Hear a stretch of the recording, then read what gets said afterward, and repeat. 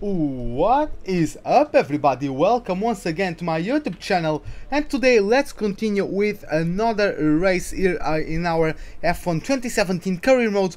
We are still in the Haas, and yeah, as you can see, we are at the... is it the Sakir International Circuit? I don't know, but we are getting ready for the Bahrain Grand Prix.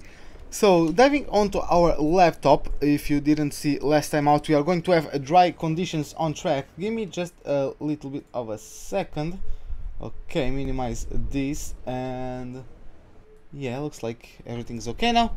Yeah, we are almost beating Daniel Kvyat, so I'm hoping to be able to do that after the end of this race.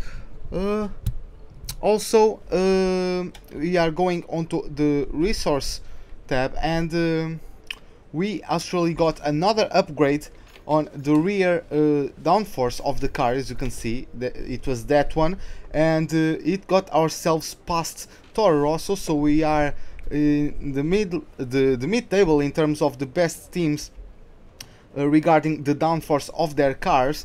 So we are quite competitive in that regard, at least. Hey, what's up, life? Welcome to the stream. And yeah, now I am probably going to do powertrain, powertrain upgrades if I can get enough points to do that. Because next up is what's the name? It's Russia, and it's a power track. So an improvement in that department wouldn't hurt at all.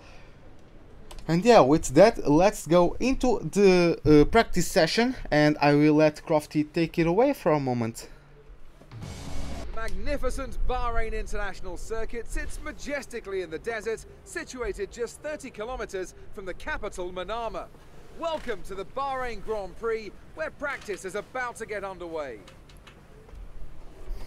Beside me to take you through free practice today is a man with 3 decades of racing experience under his belt. It is, of course, Anthony Davidson. Thanks for joining us today, Anton. Tell me, where should we be focusing our attention today? I think we need to be looking across the entire field to see how far these cars are able to push a single set of tyres. While everyone will be trying different setups and running with different fuel loads, if you're attentive enough, you can definitely pick out trends for each type of tyre compound, which will give us a rough idea of how long the drivers are able to stay out there during a stint in the race.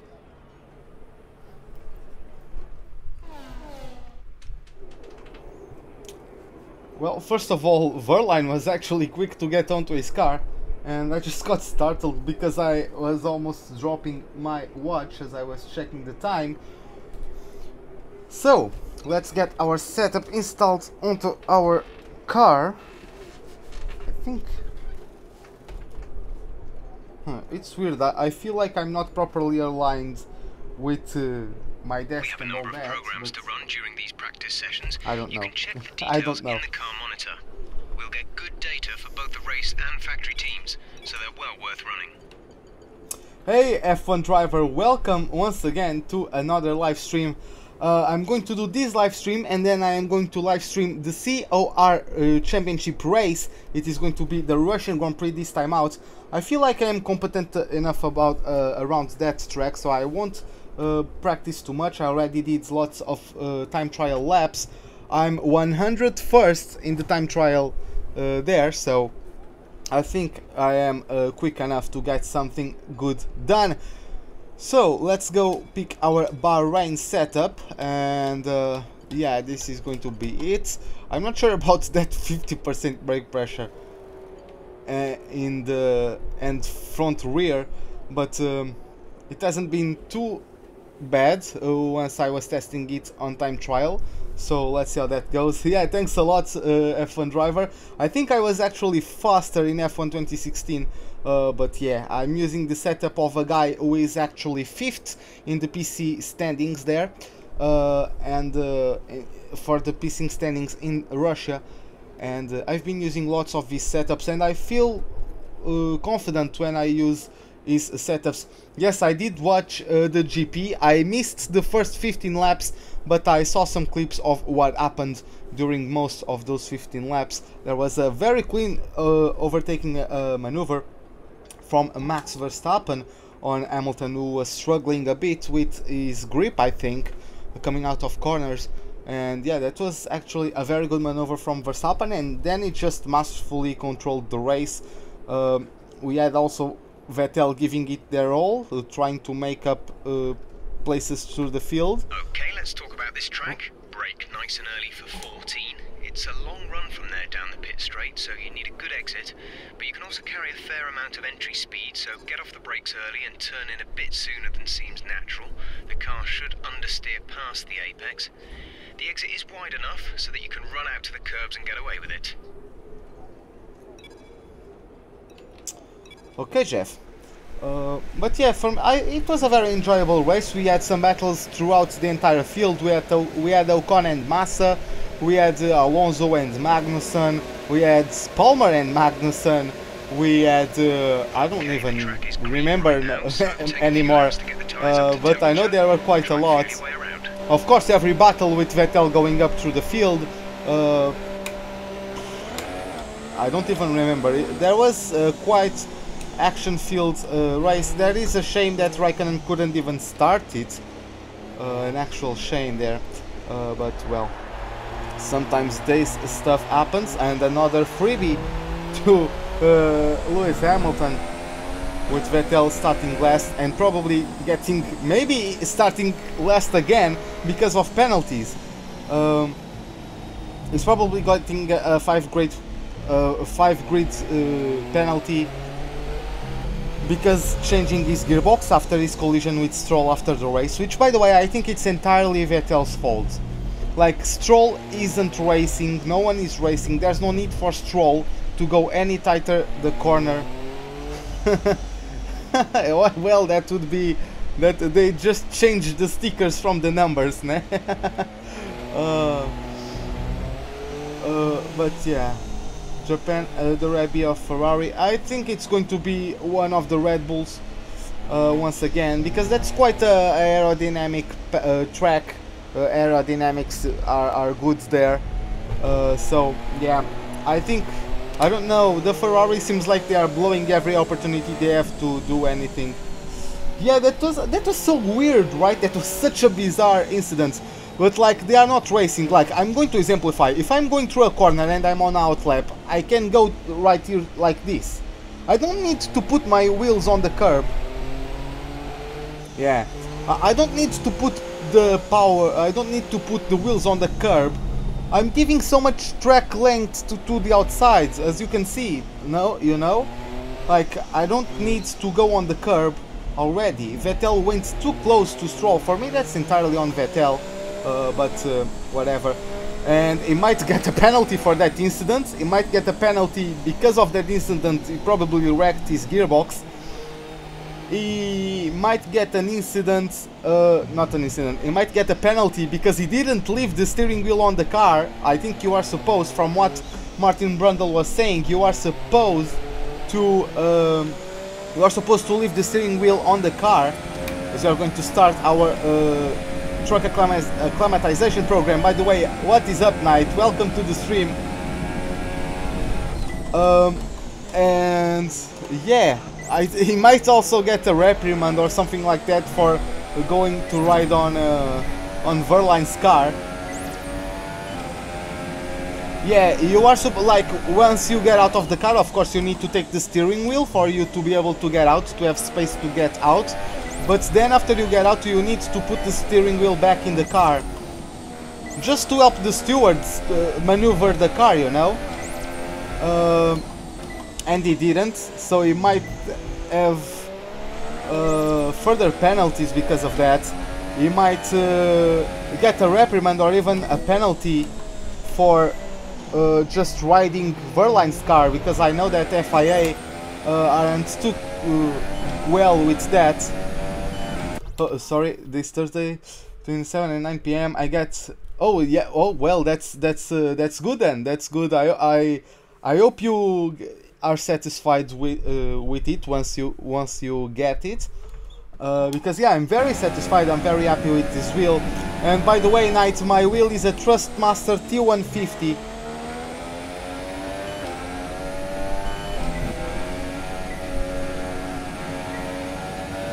I'm I'm not looking correctly at the track. Come on, let's try to do some purple.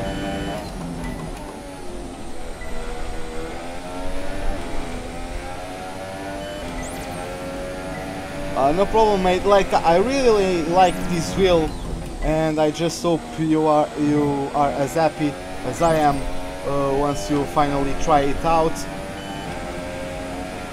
The T3PA pedals are a huge improvement from the standard pedals that come with the wheel originally. So yeah. Great stuff. What? You pretty much nailed this circuit. I pressed the button. Oh well. I still got purple, so I'm not complaining anymore. But that's so weird, like I pressed the DRS button and it didn't open. Whatever.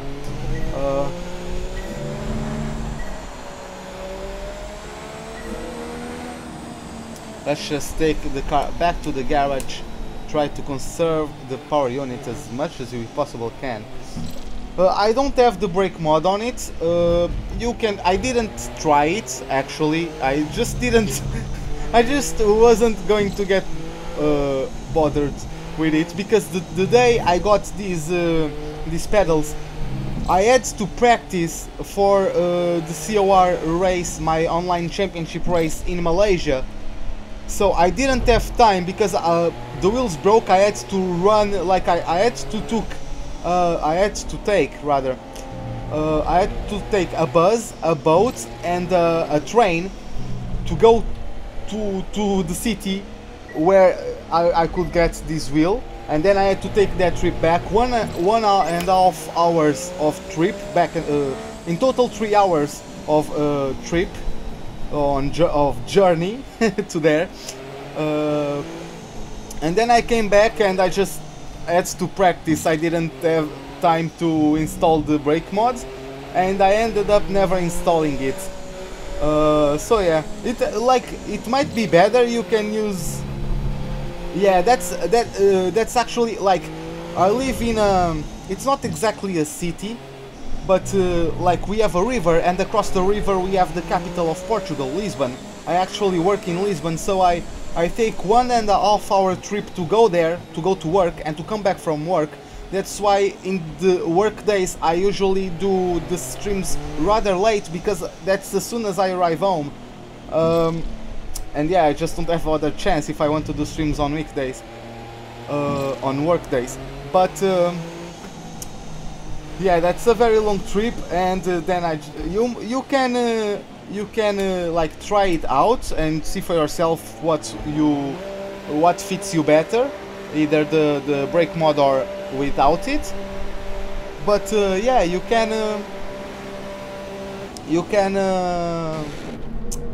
can try them both and see what fits you best. And yeah, maybe you can later come back to me and tell me what you think about with and without it. I don't run with it, I run without it, so it doesn't bother me too much. I think I am good with the brakes, at least. That resistance, I think I can modulate the brake. I think I can make corrections on the brake whenever I need to, at least in this game. Maybe some racing sims, more realistic games, I might have some trouble with it, but at least for F1 2017, which is my main focus, I feel fine with the brakes without the mod. So yeah, thanks a lot then. Maybe later we will talk, I don't know. So yeah, let's go now to the tire management program. I work on the financial department of a private hospital in Lisbon, and yeah, I like it, but it can be very demanding. For example, like last Friday, I worked since 7 AM to 10 PM, like non-stop, because we had so much things to do, because there was something that came up and we had to deal with lots of like payments and all of that good stuff. So I ended up working, what was it, like 12 hours? No, 15 hours. I ended up working 15 hours in a row, because yeah, that's how much work just came up at the last minute.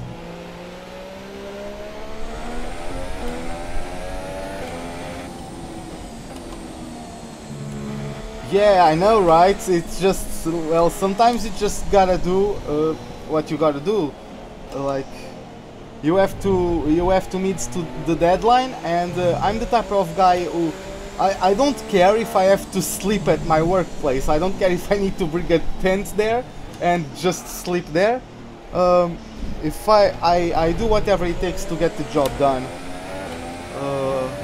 And yeah, that's just how I am. Like, for example, I don't let me arriving home late stop me from doing the live streams during weekdays. So yeah, that's the thing. I'm accustomed to hard work, and yeah, that's just how I am wired, really.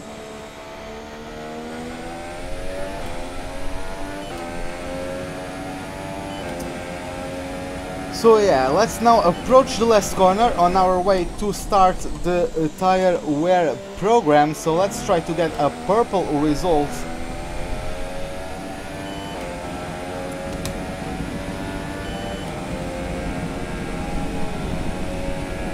Okay, at least we are beating the Delta so far, so that's nice.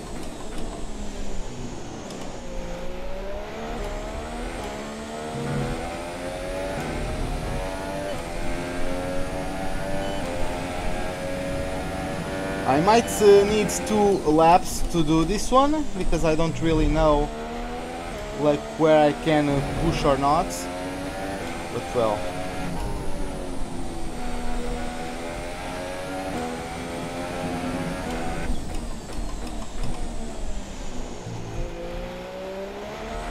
There's 4 laps of fuel remaining.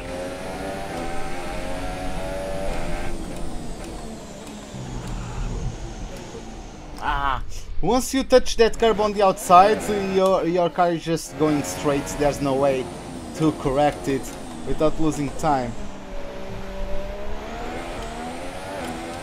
6/10 slower than the Delta, damn.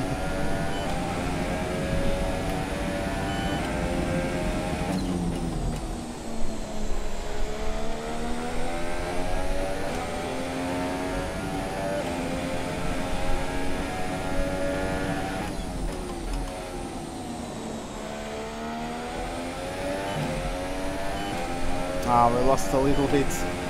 Yeah, I like the challenge of that corner. It's just that's so punishing. Well, it should be punishing if you make a mistake on it. But yeah, the punishment is just so damn high. Your tire gets glued there, and you cannot turn away from the curb. If we don't get our time delta back in the green, we'll need to rerun this program. I know, Jeff. Shut the hell up for once.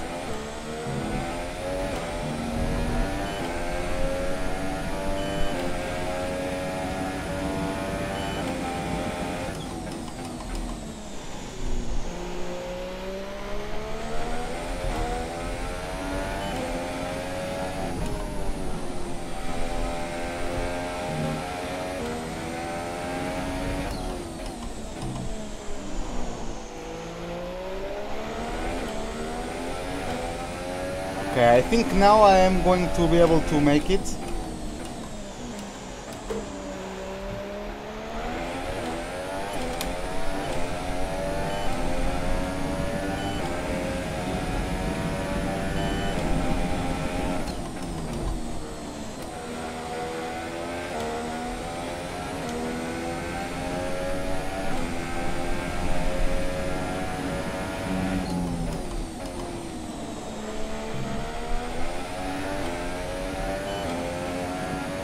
Oh, okay then.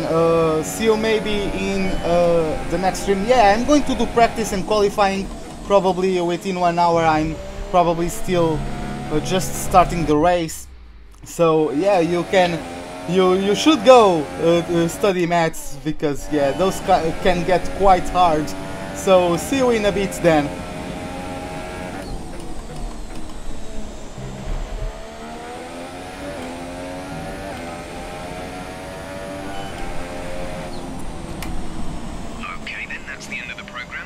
plenty of useful data.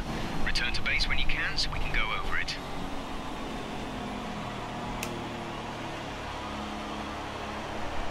Let's let the car roll home.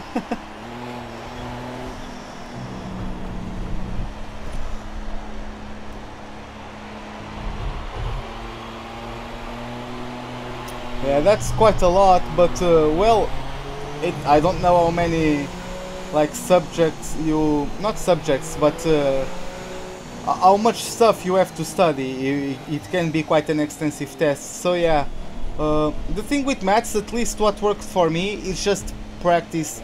Just make the exercises, practice the logic. If I can get the logic of it, I can do any kind of exercise regarding that that specific, not subjects, but that theme, like that formula.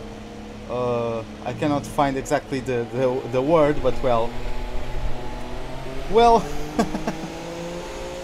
I can tell you that I used to be able to do the same and still get the best possible marks. Because I was the type of guy who I only needed to pay attention to the class. If I paid attention to the teacher's explanation, I could get the logic. Yeah, if I just needed to listen to the teacher's explanation to get the logic, and once I got the logic, I was able to apply it to every exercise. So I was the reverse. I did everything like in the classes, and then I didn't need to study, and I would get like the best marks on the class. So yeah, I guess I'm kind of an asshole like that. It depends. It depends. For example, I never had to study for English as well. I don't know, I'm just too familiar with English for me to need to really study, you know. So yeah.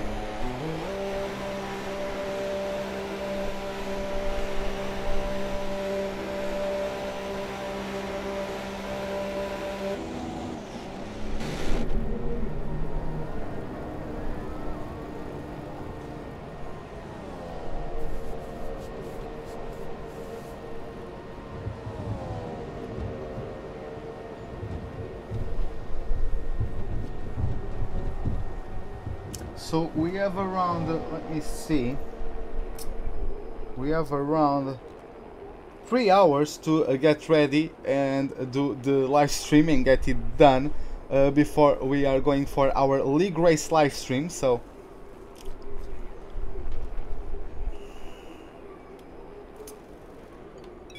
let's get into the fuel. Okay, one of the programs we should probably do before the fuel qualifying is saving. the qualifying program. Let's prepare ourselves.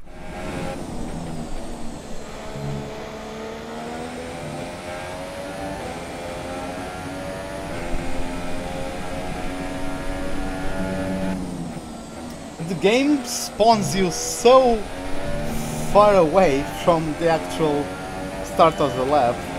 I don't know why they don't just start you on the finish, on the start finish straight. Why do I have to do this corner and all that stuff? Just start me right here and that's it. There's no need to do anything more.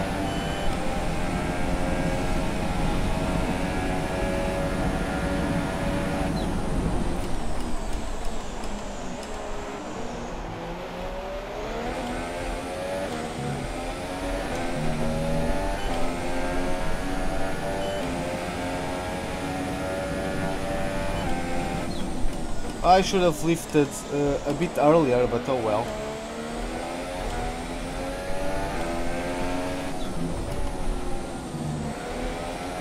Oh my god, I just lost the back end for some reason.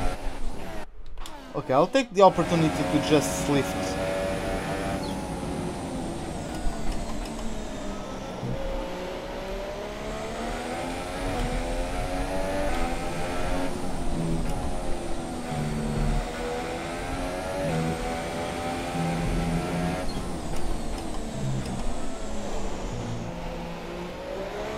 At least I think I am good at conserving fuel in this track, so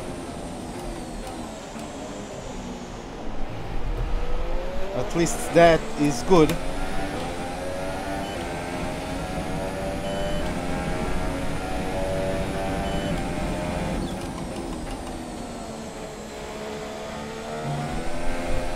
Oh, there goes the back end. I touched the curb on the outside there. Not something you should aim for, because your car can lose the back end quite quickly there. But yeah, let's see.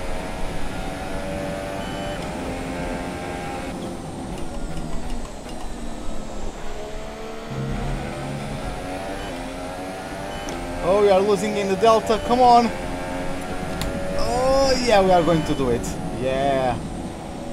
Oh. Kvyat and Bottas side by side into turn 1. Roman's P7 at the moment.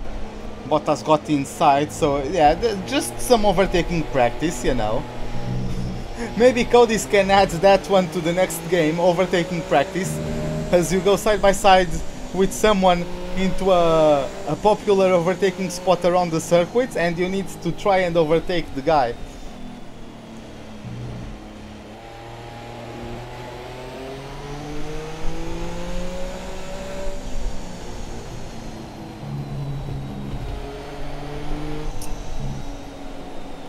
Yeah, let's check our engine. The turbocharger is almost always the one that gets the most wear from my driving, at least.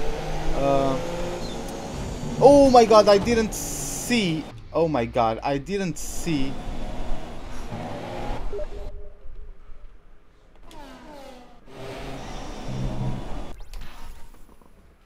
I got a message, so give me a second, guys.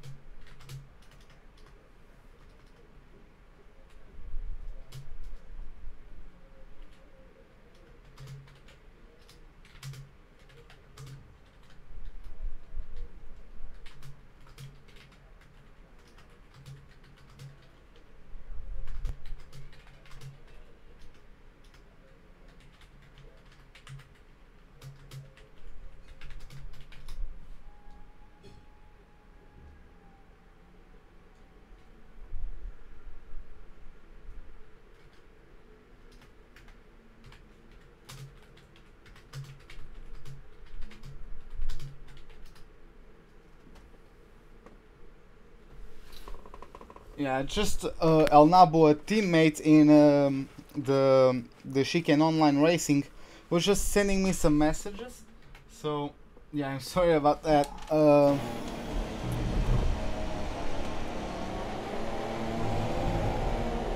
Let us go back to this side as Lance Stroll is coming by.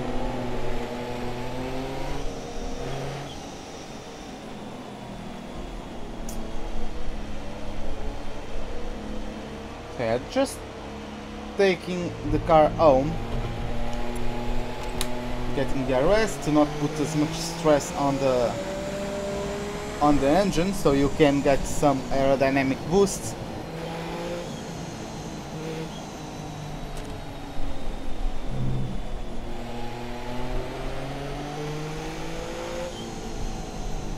As you can see, the turbocharger just got another percentage of wear. Or another %.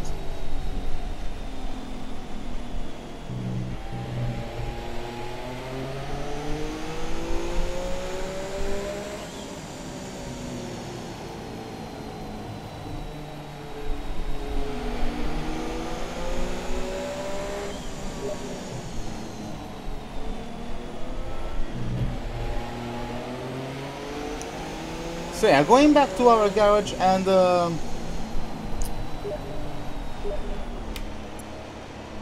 oh, give me a second. Oh, yeah. Yeah, El Nabo was just sending me some messages. What was I going to talk about? I forgot. Actually did forgot for some reason, but well. It was something about the wear of the engine. Oh yeah, my plans for those. I'm going to do this race in this power unit. Then I'll go to a brand new power unit in Russia. Then after Russia, I'll keep that same power unit for Spain. Then go back to the first power unit to Monaco. And then get back on the power unit I did for Russia and Spain. Go back to that one for Baku, for Azerbaijan. So yeah, that's going to be that. So far, our fastest lap is a 1:33.9. So I'm going now for the qualifying program, because if I do the race, maybe the engine is going to be a little bit more worn out, and then it will be harder to get a good result here in the qualifying program.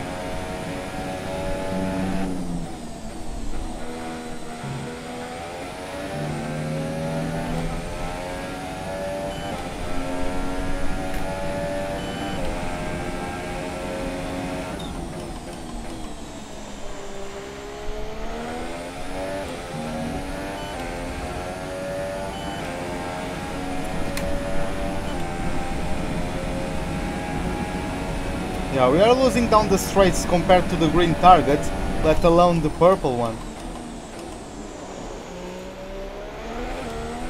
That was not the best first corner ever. I missed the apex a slight bit.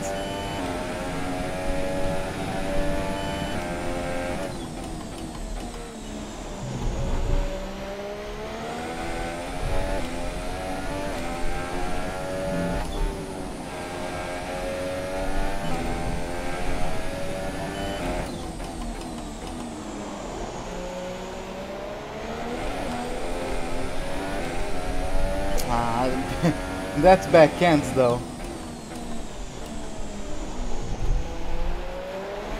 Quite an aggressive tank slapper there, but well.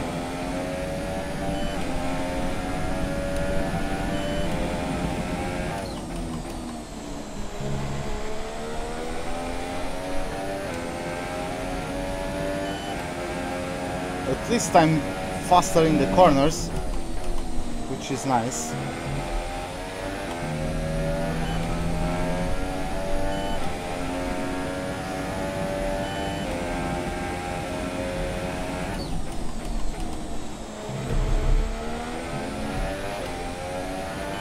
Okay, give me a second, I'm just going to try to adjust a little bit. I feel like my desk is like twisted. I don't know, it's weird. I feel like, I don't know, it might be like my mind playing tricks, my eyes playing tricks on me, but well, it's so weird. That lap beats our primary target time. Oh, okay. Still need to take almost 8/10 to my lap time.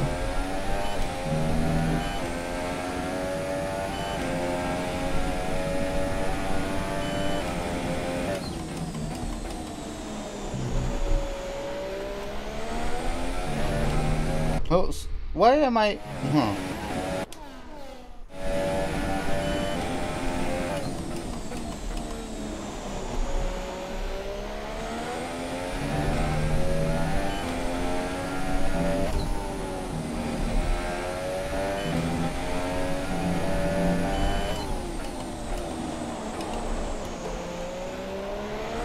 Ah, that was such a poor airpin.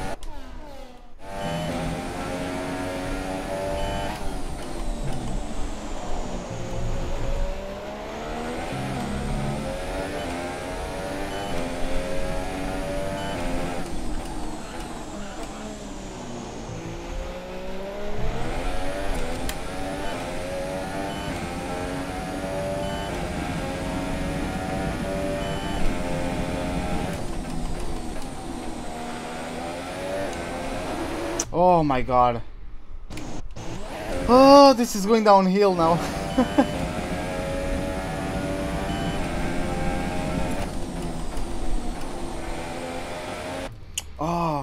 Why am I having such understeer now?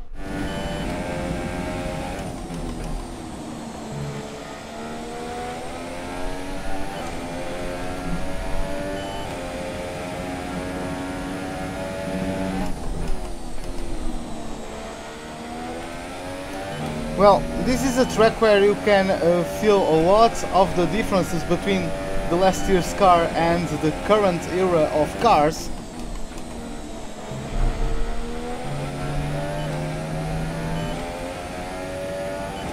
Just the apex speed is so much different. Right, that's the end of the program. Box this lap so we can analyze the data. Box this lap. Okay, so at least we got the purple target, so that's nice. Even though this is a track where I'm not very consistent, I don't feel. I feel like this is one of my worst tracks actually. So, yeah. Oh, okay. See you in a bit then. We have 2 laps of fuel remaining. Yeah, I know, Jeff, I know. Well, I feel like all of those comments are useful for like people who are on the pro career mode, for example. You have no UI, no HUD. Is it HUD? I think it is. Heads up display, right? Yeah. So you have no HUD. That's what I was trying to find. P10 at the moment. Grosjean P10. Okay, it's probably not. He has probably not run with the super soft tires. Hamilton with the mediums is still faster than me with the super soft. So, funsies.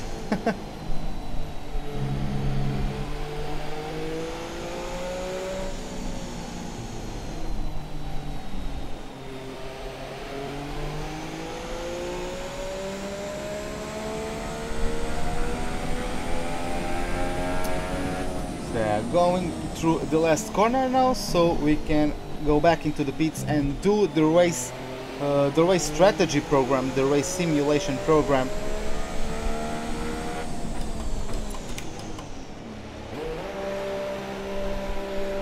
Hey Ruben, what is up? Welcome once again to the live stream. I finished in P3. I finished on the podium. The race leader Kimi Raikkonen, with 2 laps to go, the engine gave out on him. Like, he had an engine failure with 2 laps to go, and that gave Hamilton the win. And then Verstappen came home second, and I came home in the last podium position with my teammate right behind me in 4th. And I think it was Nico Hülkenberg in 5th. No, it was Ricciardo in 5th. So yeah, now I'm the second. I'm in 2nd place in the World Drivers' Championship, 23 points behind Hamilton, who has won both races. I cannot see it here, right? Yeah, I don't think I can. So team strategies, it is a car setup. I don't care about that really. So 1 minute 31.5. let's go to a flying lap. Let's do the race strategy simulation, and then let's go on to our qualifying session for the Bahrain Grand Prix. I don't know. I think this is the Sakir International Circuit, right? I'm not sure. Maybe someone in the chat there could maybe do the research and just come back to me with the information. Just go Google like F1 Bahrain Grand Prix track name, and it should. Yeah, Verstappen won. I saw the race. Stupid. I was like on a outlap. Oh my god. Yeah, I know Verstappen won. I saw the race. It was a very clean maneuver on Hamilton, who was struggling in his Mercedes, and then he just masterfully controls the race, and he just a brilliant race from him, really.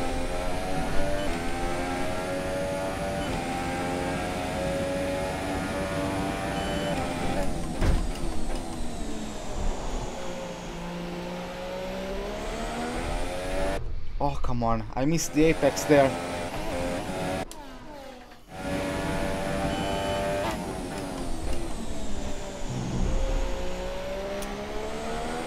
Okay guys, give me a second, like the wind is making my door like slam. I'll come back, I'll just close it and be right back.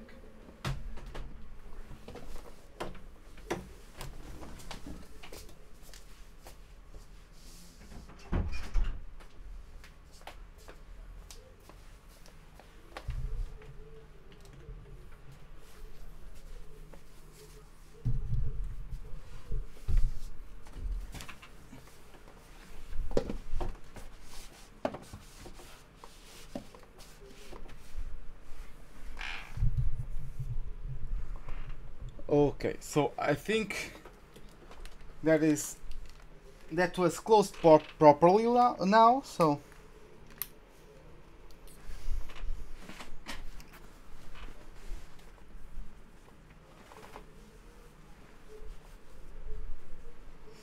but yeah, it was a good race, China, and the next objective is just to get something above third place, because I've already got 3 third places in my career mode, so getting something above that would be good. I don't think I'm going to achieve that in this race.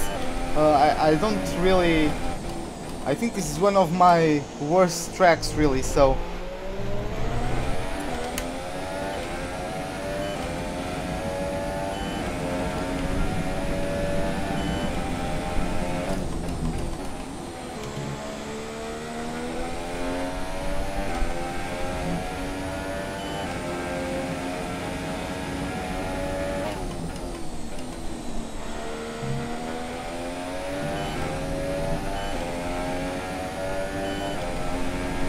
But yeah, today's Malaysian Grand Prix was also the first time Lewis Hamilton was on the podium without winning the race since Bahrain. Okay, super job so far. We're getting great data. In Bahrain, I believe it was Vettel who won, followed by Hamilton and Bottas, if I remember correctly, with Raikkonen coming home fourth. Oh, that was the back end.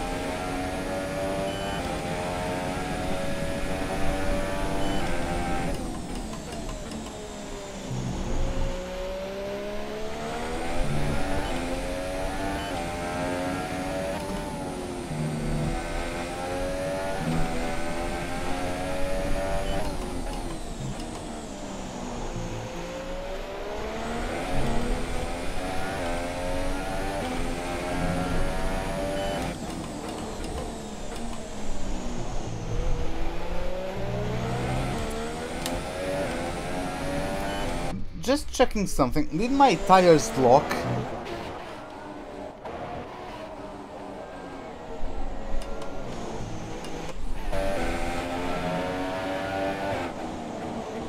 Okay, they didn't lock, but yeah, I lost the back end under braking.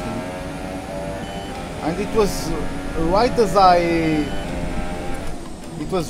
I pressed the brakes that I lost the back end, so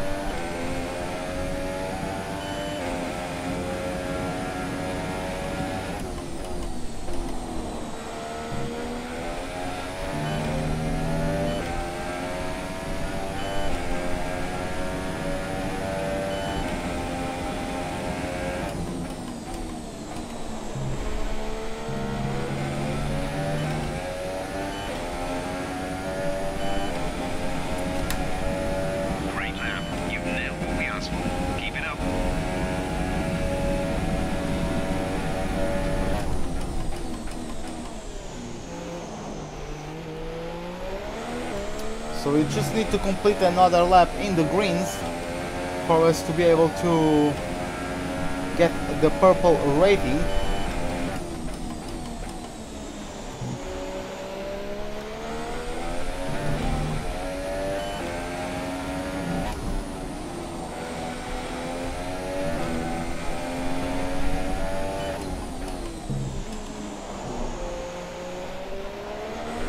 There's 4 laps of fuel remaining.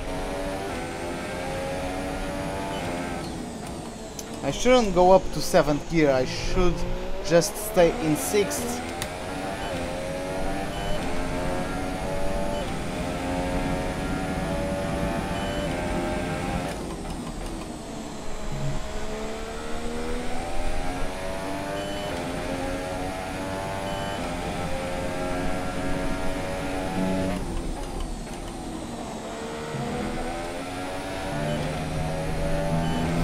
The backhand stepped out a little bit, when I corrected it, I ran out of roads then.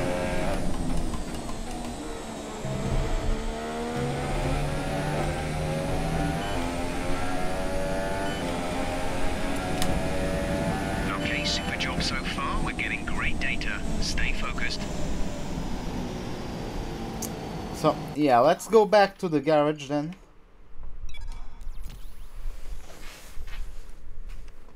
And now everything is set, and let's just move on to the Our best lap qualifying so far session then. is a 1:31.5.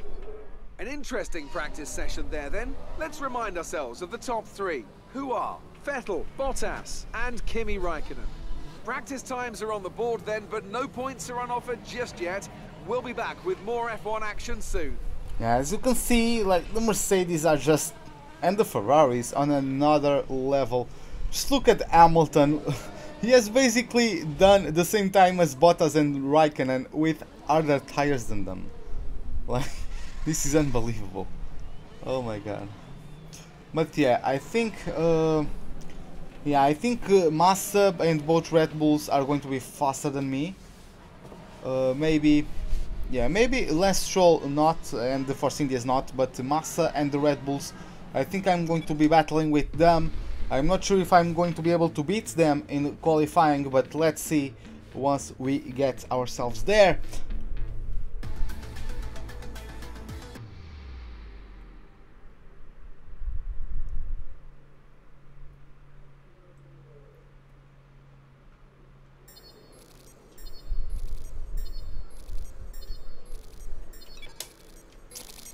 So yeah, everything perfect in terms of the results of the practice program. So 714 points for us. Now let's just listen to Emma Jenkins. Hi, it's Emma. Your qualifying goals came up in the board meeting this morning. Here's what to expect. Okay, so we are supposed to qualify in 11th or higher and once again beat our rival Daniel Kvyat. So yeah, everything is fine, and yeah, with that, let's go on to the qualifying session.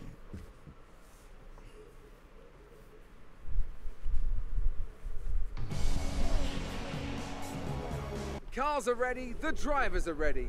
We hope you're ready as qualifying is about to begin here in Bahrain. Now then, Anthony Davidson, you're not getting any younger, but you have been involved in your fair share of qualifying sessions in an illustrious 30-year career. How do you deal with the pressure when you have that one chance to deliver a perfect lap? It's not so much about dealing with the pressure, it's more about how you approach the risk. Just how much of it are you willing to take? You're constantly balancing the car on the edge of grip from braking, cornering and traction. And over the course of a lap, it's easy to get that balance wrong. And that's why achieving the perfect lap is almost impossible.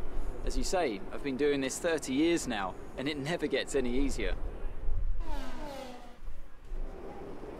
So let's fit the setup onto our car as the skies are getting darker and darker as the day progresses over the Bahrain International Circuit in Sakir.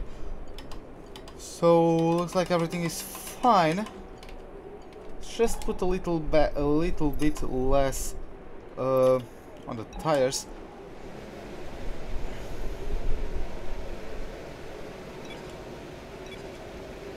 Checks Let's complete. go out.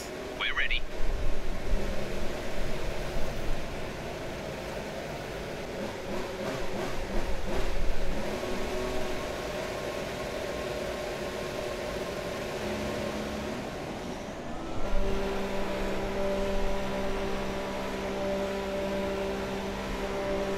So okay, let's turn off the pit limiter.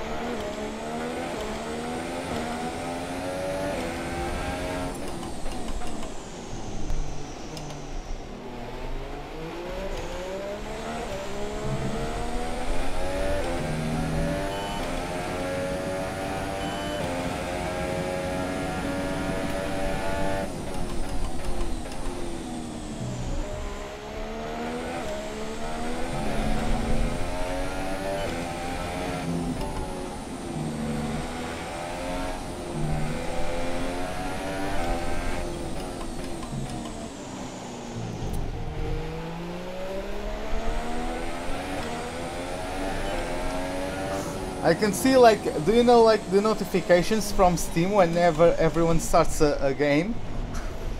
I see, like, most of my friends now booting up F1 2017.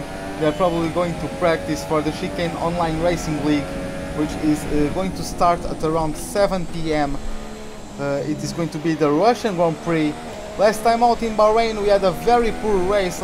We got some sort of disconnection glitch. I don't really know, like, I'm connected to the internet, but Steam and the game told me that I wasn't for some reason. So yeah, we couldn't complete the race. So we had a 5th place in Australia, 4th place in China, and then a DNF in Bahrain.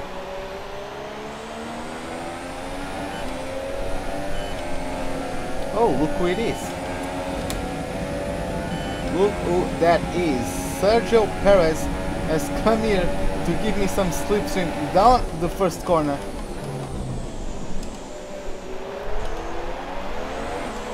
And the 4th one, I think that's the 4th one. The one after this straight, I think it's turn 4, right? Another bit of slipstream once again.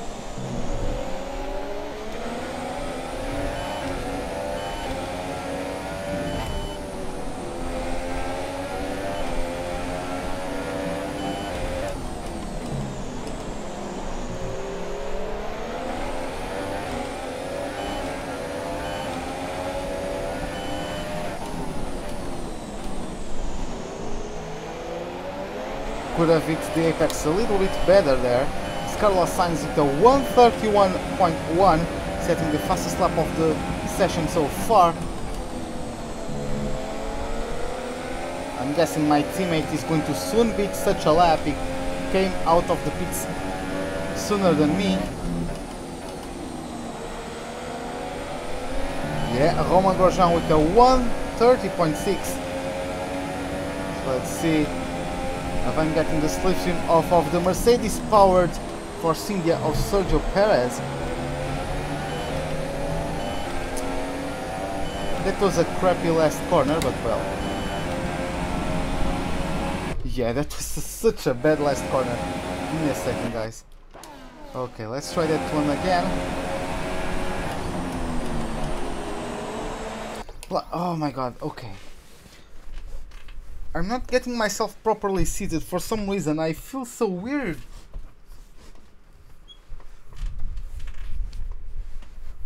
I don't know. I felt fine in China. Like, what the hell is going on with me? Like,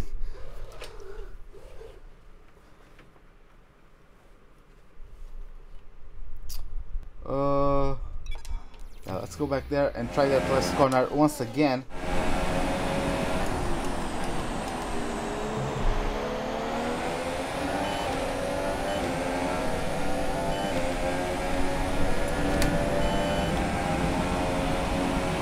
How the hell am I 5 tenths slower? Oh well. I wasn't even able to beat Grosjean. That's how bad I am in this track. Hey Sauber fan, welcome to the stream. Hope you enjoy it. As you can see, we are currently in the qualifying session. We just got 4th place. Behind Grosjean, Perez and Ricciardo, who then after Perez posted a fastest lap of his own. So let's just nurse the car back onto the garage.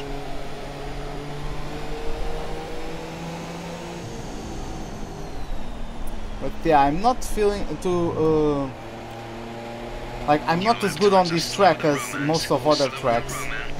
Yeah, Romain Grosjean is currently faster than me.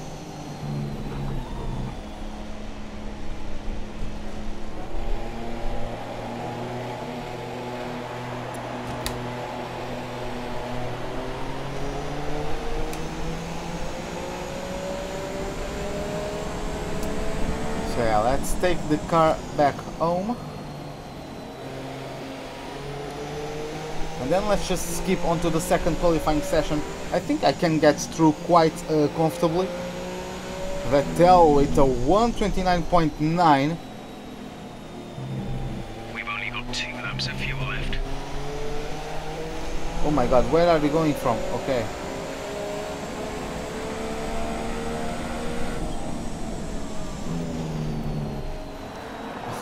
I didn't know which side Verline was going to go. I saw him weave a bit on my mirrors, so...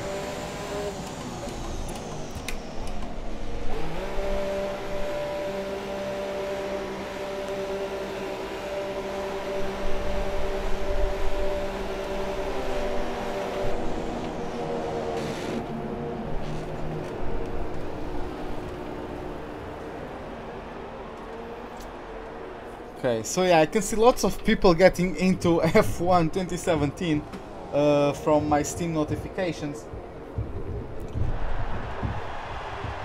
By the way, any of you guys who are new to the stream, well, thanks a lot, Sauberfan.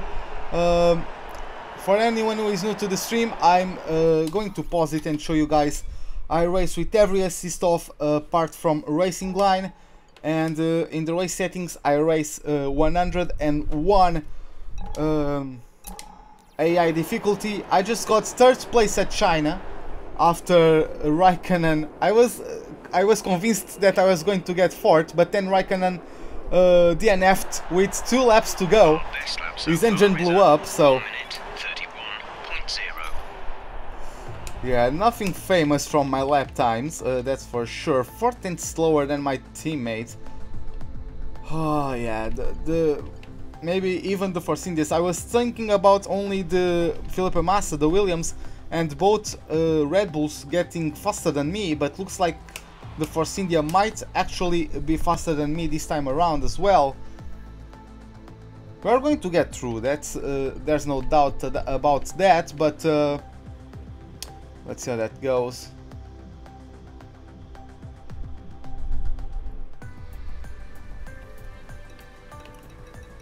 Okay, so we have Grosjean in 9th, I came down to P12, and then Lance Stroll knocked out in Q1, and Fernando Alonso, Pascal Wehrlein, Marcus Ericsson and Stoffel Van Dorn is in last place for the grid for the Bahrain Grand Prix, as we are going now into Q2.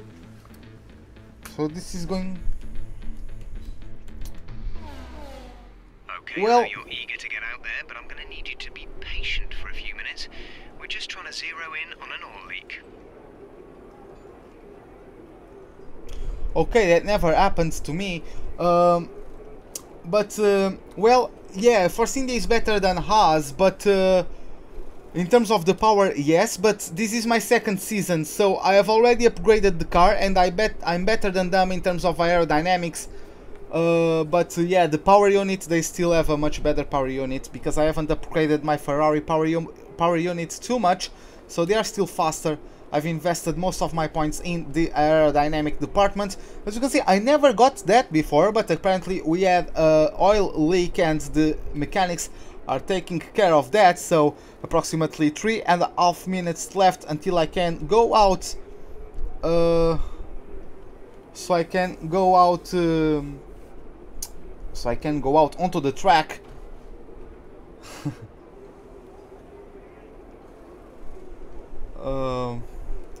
Yeah, so let's get our setup. I'll remove some fuel from the car, because I want the car to be as light as possible. Down, well, just because I want the less fuel weight to be pressed down onto the tires as possible. Come in and let us have a look at the setup. You will get oversteer if the rear tires lose grip before the front. Usually this will be coming from a lack of rear downforce or an overly stiff rear suspension, but a little tweak with negative camber or toe-in can also help with this. I know, Jeff. Come on. Okay, so it looks like no one has come out into the pits yet, to like, what the hell? What's going on? I have no idea what the hell is going on, but well, it looks like no one wants to go out onto the track. Am I going to be the only one on track?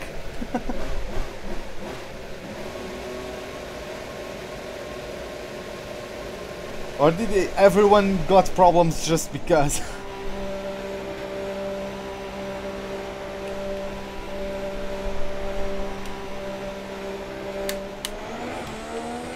Okay, so let's go down to lean mix and take good care of the tires and the engine as much as we possibly can.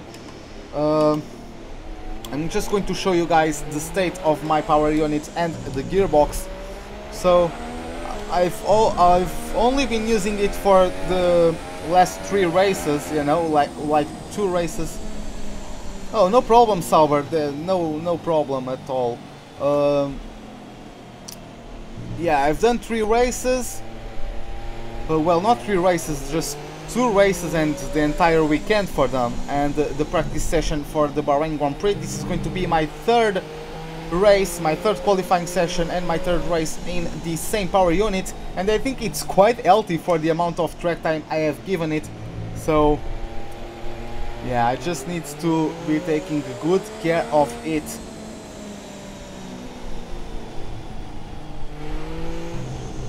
And let's see how that goes. I'm going to get the another power unit for Russia and use that same for Spain, then go back to this one for Monaco, and then go on the Russia one for the Baku Grand Prix, for the Azerbaijan Grand Prix, and from there we'll see what we can do. We'll have to manage it once we get there, because then we have Austria, which is also quite power track, or quite a power track as well. So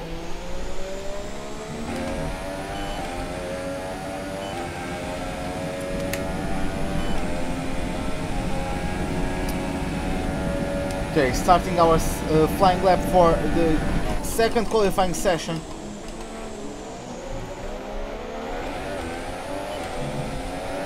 We really can't do any sort of mistake in this one, because we don't have the fuel to try again. We're low on fuel. We'll need to return to the pits within the next couple of laps. Fortunately, Massa is probably going to give us some tow, since I am slipstreaming off of him.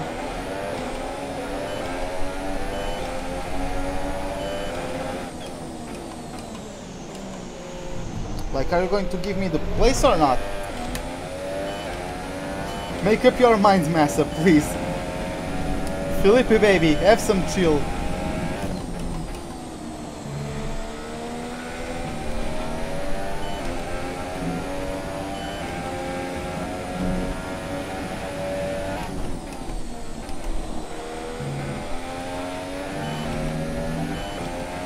I think those first 2 are quite decent.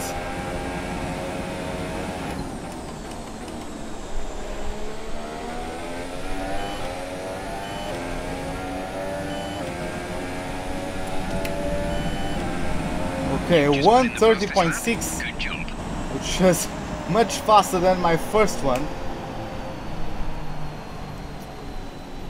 than my first lap, about 4 tenths faster, really. So yeah, this is basically the time that Romain Grosjean did in Q1, 1:36. But yeah. Well, yeah, I was already on a flying lap. He was still on his out lap. I had to overtake him because first the AI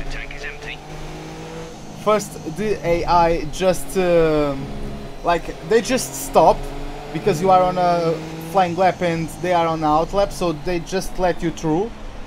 But yeah, that was a very bad spot to find someone to lap. But well.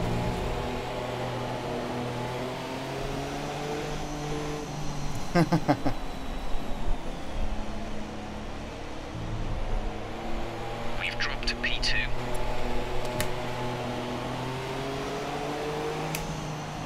Oh, there comes a Ferrari. Hulkenberg faster than me, okay. Now, Raikkonen going by on his flying lap, I suppose, as well. Well, I'm just going to have to take...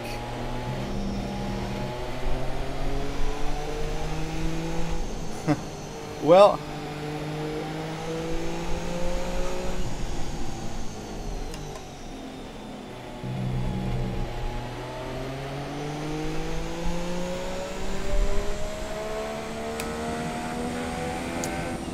Looks like I just have to take it, whatever the result is from this qualifying session. This is, yeah, Raikkonen now with a faster lap of his own. At least I'm beating my at least I'm beating my what's his name? My rival Daniel Kvyat. Oh, Sebastian Vettel beating his teammate with the first lap under the 129s, if I paid attention correctly. But yeah, now getting back to our garage with as low of a tire wear as possible, since we are going to start the race in this set of tires. And yeah, let's just see how that goes.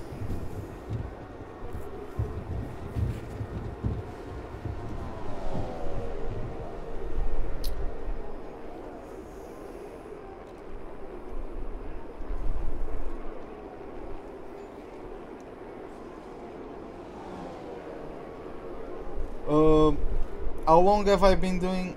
No problem. Like, how long have I been doing like YouTube, or like I've been streaming F1 2017 Our best lap so far is a like since the day it came out. I've been almost every day doing live streams.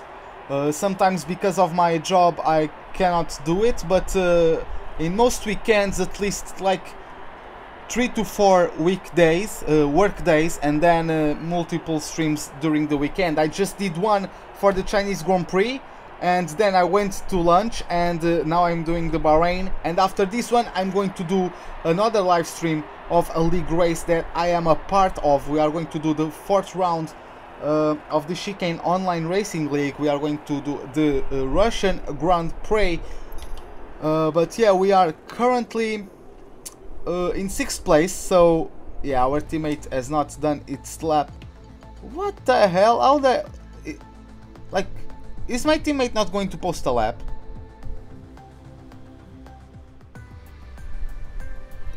What the hell? Our teammate did not post a lap. Did he crash out or something?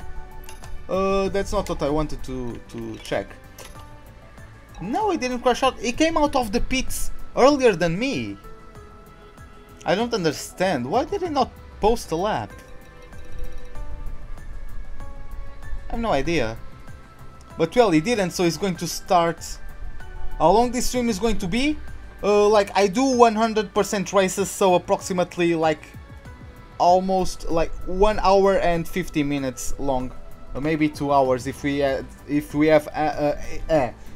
get another invitational event after the race.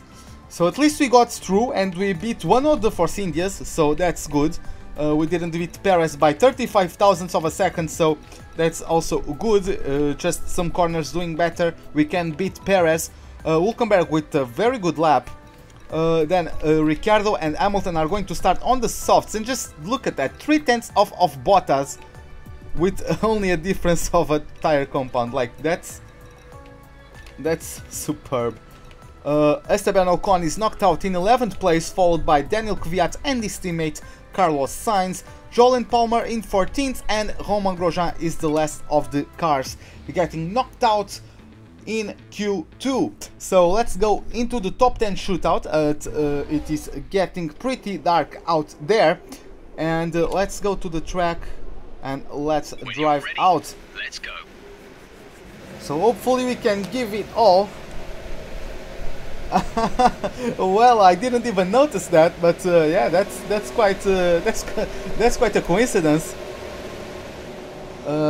But yeah, so if he got 666, I beat him by 31 thousandths of a second. So Verstappen to Perez was also like 60 thousandths of a second separated. Like 10th to 8th was separated by 60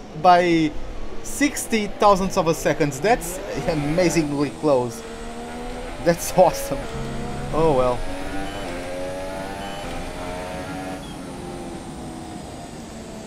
I'm going to get in max mixture just because I can.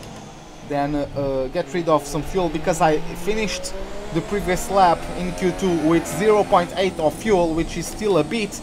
So I want to get rid of that as well, just to go onto the flying lap with as low of a fuel load as it is possible for me. I'm being chased by Kimi Raikkonen.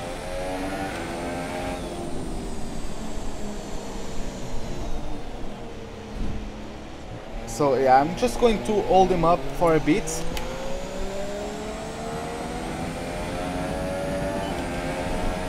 Just because so I can slipstream off of him once the flying lap starts, you know.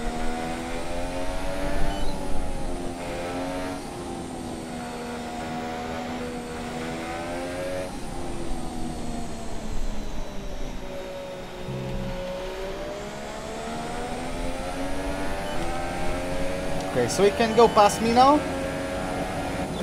I'm going to lift off a little bit.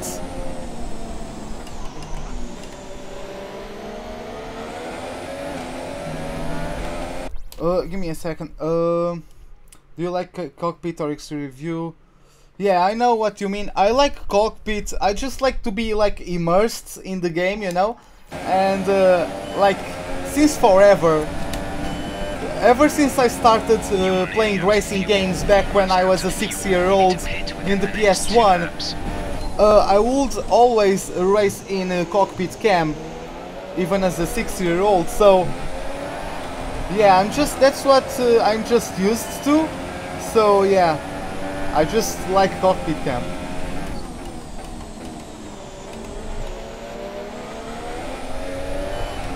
The backend's trying to step out of me. It took a few corrections of the steering wheel to be able to go to the proper direction out of that corner. Oh my god. Oh. Okay, let's try that one again. And yeah, I do slipstream. I do flashback sometimes. I do not flashback every single thing, but like qualifying sessions, I do flashback because I want to post the quickest lap time possible. Why did I cut that thing? Yeah, right. I really like the cockpit cam.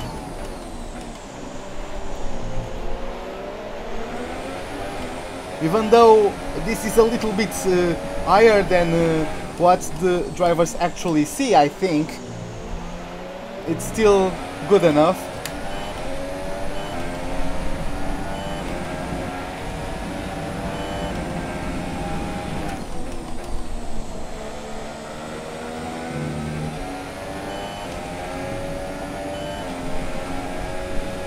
The second sector could have been a bit better, but well.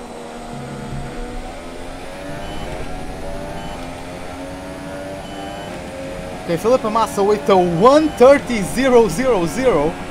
Jesus Christ, mate.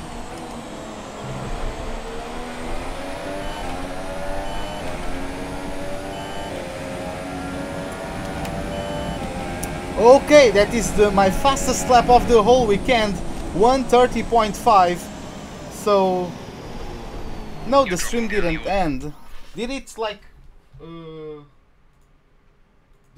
like stutter for you?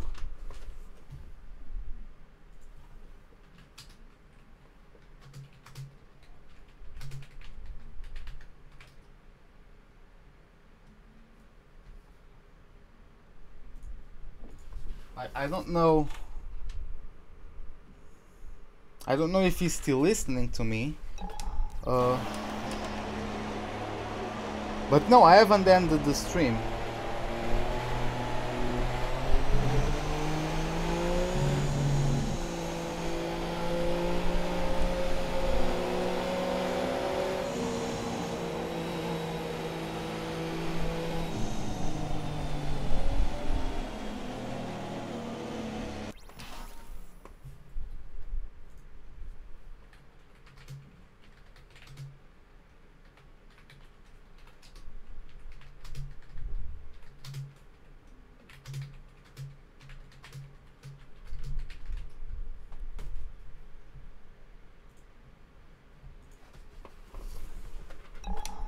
Yeah, I have a good constant like a stream on OBS.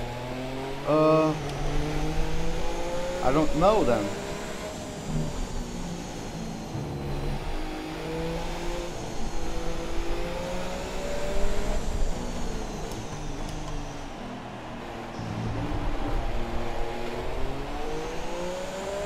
Just tell me when it's back for you.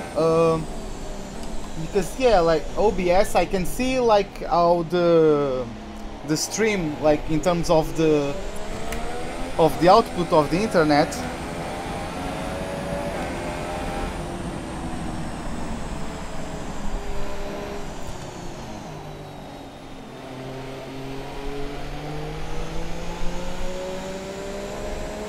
Huh.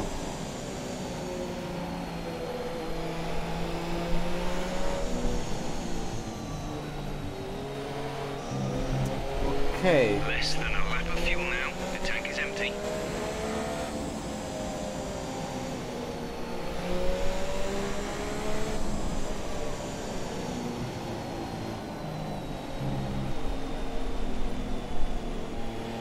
Okay, let me get back to the garage.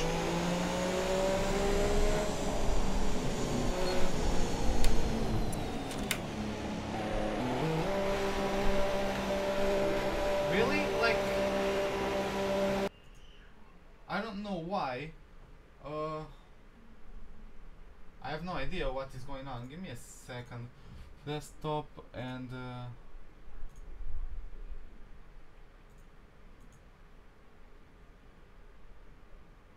maybe.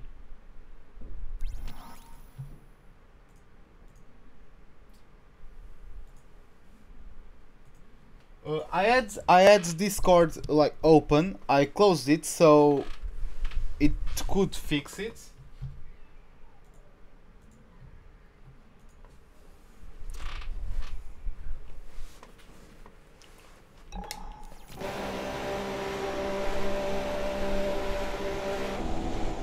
Okay, so it was probably Discord, maybe. Yeah, like it was probably Discord. I was just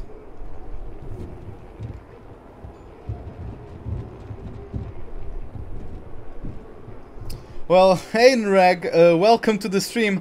I'm not having a good display. I'm in Q3, but my lap is P10 at the moment, so I think I'm going to start from P10. Of course, last time out in China, I started from P10, but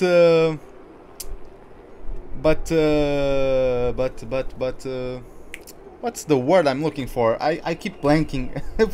Today I'm just tired. I had a rough night, so yeah. So far, our fastest lap is a 1:30.5. What I want to say is that last time I started P10, I got P3 at the end of the race, which is last time out in China. But yeah, in this game, it's just me not having the pace, really. We're all set for an exciting race tomorrow. Your top three are Hamilton, Bottas and Sebastian Vettel. With qualifying complete, all that remains is the main event. We'll be live and uninterrupted for the Grand Prix tomorrow, so make sure you join us then. Yeah, so yeah, the guys are just like more than 5/10 faster than me, from Massa up to the top. So yeah, this is not my best track. I don't really like Bahrain, but well, we are going to deal with that.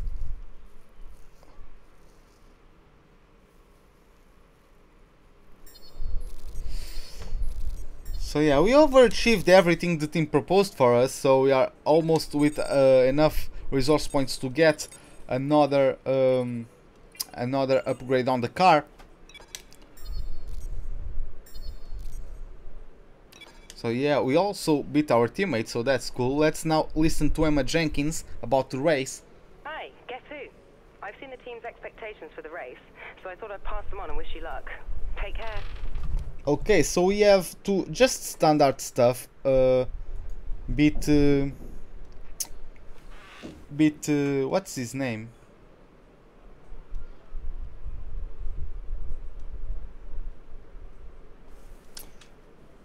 Oh, okay. Well, thanks a lot then. Thanks a lot. You like, at least from what you can see so far, you are liking my content. So yeah, that's great then.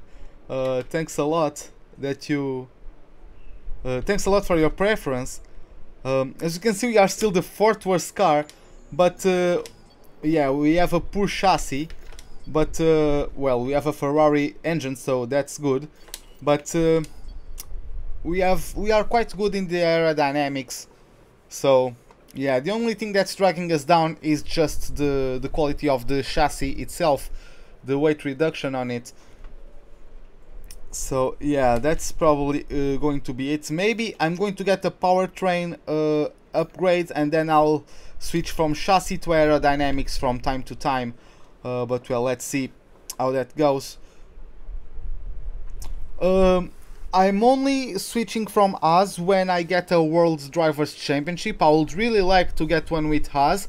And then when I get it, I can go to where everywhere you guys want. Like, I'm probably going to do some kind of poll, and you guys are going to vote on it, and I'm going to just switch when I win a World Championship to wherever you guys want. We are very close to beat Kvyat, so I think we can put the final nail in the coffin. And we are going into the race, closing our cockpit, get our race suit ready, and bring it to Crofty for the rundown of the grids. With that then, let's run through the grid order. An immense lap from Lewis Hamilton yesterday puts him on pole position, and it's Valtteri Bottas that completes the front row. Looking down the rest of the grid, we have Vettel, Raikkonen, Daniel Ricciardo, and Verstappen, Massa, Perez, Hülkenberg, and a Haas. Ocon, Kvyat, Carlos Sainz, and Palmer, Grosjean, Stroll, Fernando Alonso, and Pascal Wehrlein. Ericsson and Stoffel van Dorn completes the grid. And now it's time to head down to the track. Well, thanks a lot, Greg. Let's see if we can do just as well in the race. Yeah, Jeff just gives us a bit of a pep talk before the race starts. I'm not going to under fuel. This track I really don't need to under fuel.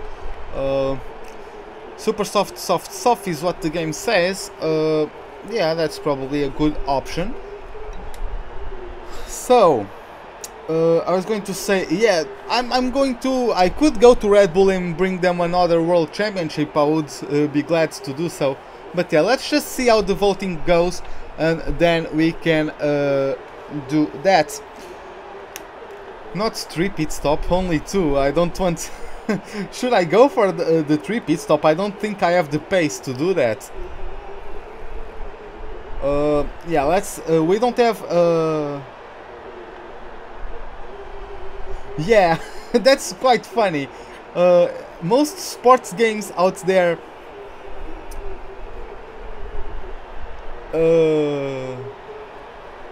most games out there have, like, some voices like planned out by the game, you know, but this doesn't have any. Just sit Crofty down for a couple of minutes and just say some, oh, I'm only going to get the votes done like after I get the championship done. Once I win the championship, I'm going to like do a separate video with the poll, and then you guys click the link and you will get to vote. Yeah, super soft tires go faster, but I don't know if I have the pace to just outright be able to be faster. I don't know, but yeah, let's see. I can try that. It's not like it's still early in the season, so I can try that one. But yeah, let's start then. As we now have 1, 2, 3, 4, 5 red lights. Lights out, and away we go for the Bahrain Grand Prix. We got not the best start ever, lots of wheel spin, but now on the second phase of the launch we're closing in on Hülkenberg. We have an opening on the inside. Jesus Christ, how slow is everyone compared to me. Oh, Ricciardo going very wide and cutting across the track now. Oh my god, Ricciardo is in the wall. Oh, I didn't give him that much of a bump, like... He lost the back end. I don't think there's much for me to escape. Virtual safety car. Reduce speed immediately and keep a positive delta. Okay, slow down, slow down. Your delta is negative, which means you are too fast. Reduce your pace. Like, game. Thanks. I'm going... Can I get it? No problem, Sauber. I can try it out. I'll just see how the wear goes. I'll just see how the tire wear goes, and then we can make the decision on the fly. What a chaotic start. I can't go far back enough to do that, but only 19 cars? Like, has Ricciardo DNF'd? I don't think so.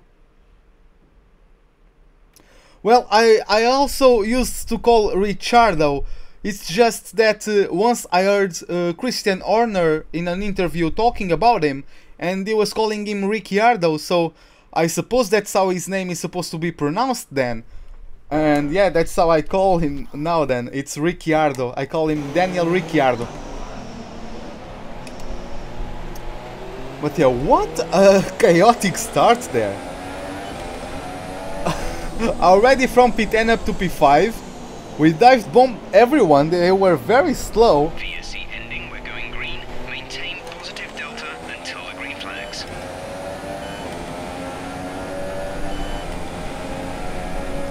Yeah, well, the top 4 got a little bit of a gap, so I don't think I will be able to catch up with them. But yeah.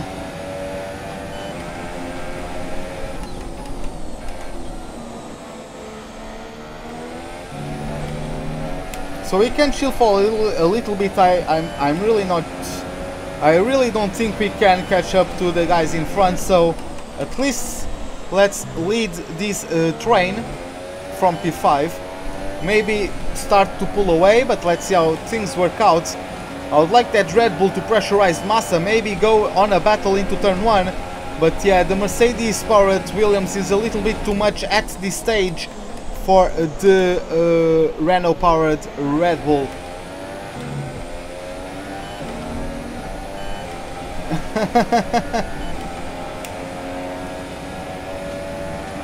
Oh well. Not too much we can do about that, can we?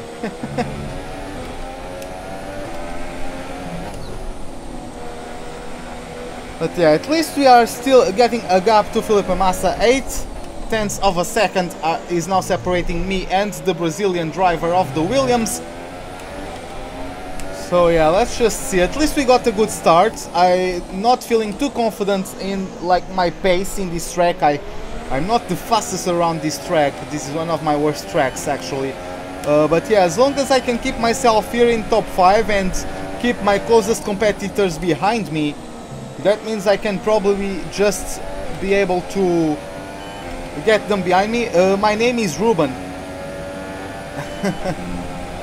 And yeah, that's probably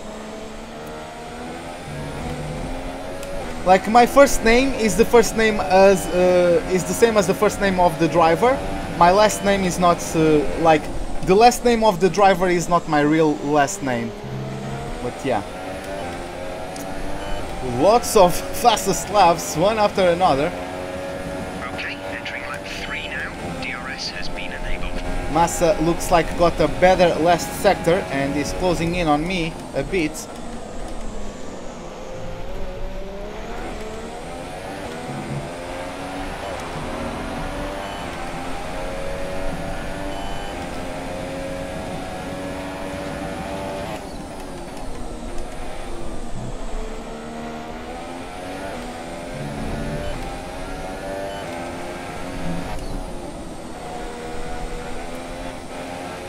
So yeah, already 4 seconds to Raikkonen. Like the Mercedes and the Ferraris are just in another league of their own. So yeah. No problem. No, I never played Minecraft for YouTube. I didn't. I never played Minecraft for YouTube. I like Minecraft, but it's just not something I would be good at doing for YouTube. Like I don't consider myself that much of a creative person, and to do Minecraft for YouTube you need to be quite creative with like finding interesting mods and having good ideas for videos.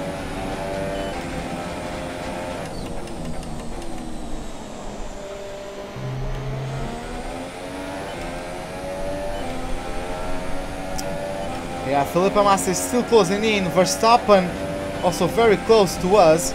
I'm going to maybe tow in Verstappen.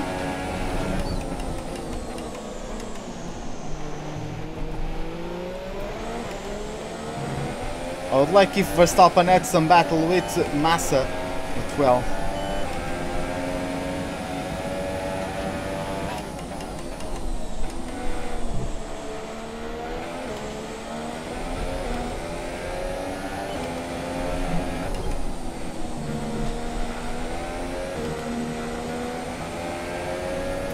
Yeah, like Sauber, in my opinion, they were just so unfortunate.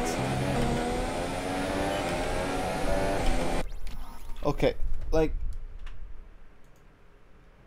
I'm really sure it's not my hands. I'm really convinced it's not my like issue. I think my internet is fine. My favorite team in F1.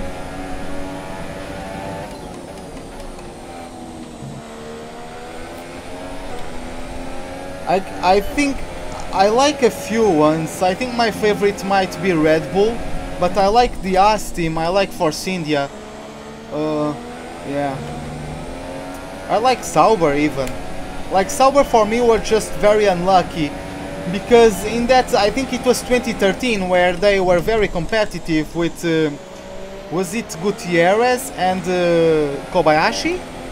I know Kobayashi was there, but I don't remember who was the second driver.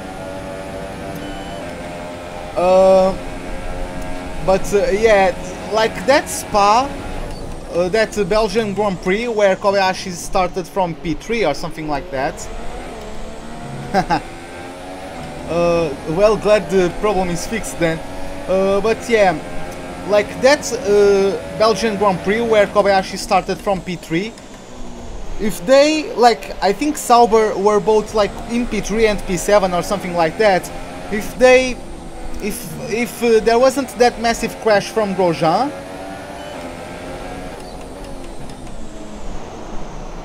just hit F5 every time the game freezes, because I'm checking OBS. I have it open right on my second monitor, and I don't see anything wrong with the internet and with the bit rate of the stream, so I don't really know what the problem is.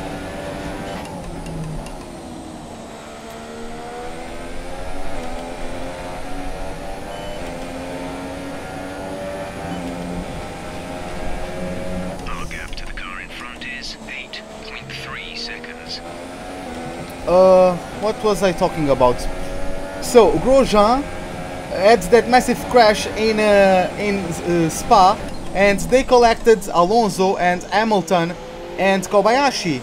Like, if Kobayashi had, for example, a third place finish even, Sauber would have gotten a massive increase in pay at the end of that season, and instead of getting a bigger budget because of a bigger prize money, they instead got lots of bills to repair the car.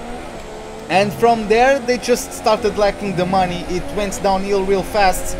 That was a golden opportunity. That year was a golden opportunity for Sauber to get something very special done, and they were just unfortunate. Thus, we have Daniel Ricciardo out of the Grand Prix. And regarding my favorite driver, I have to say my favorite driver is...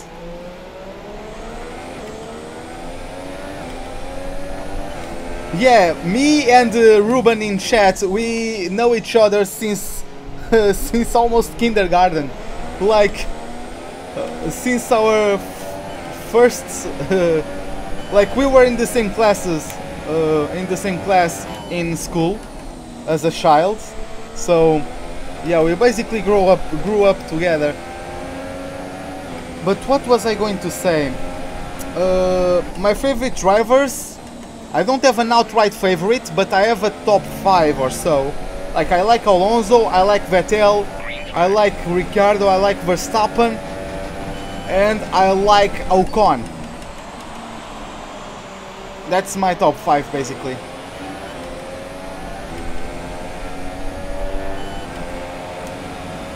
Yeah. Yeah, I was going to say, because Raikkonen and Kimi are not... they are totally different persons, right? Kimi and Raikkonen.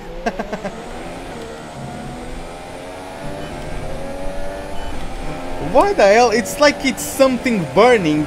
I think you can see in the left hand side of the sky. Those are very dark clouds. It looks like there's some fire going on somewhere. Okay, gap ahead is 10.9 seconds.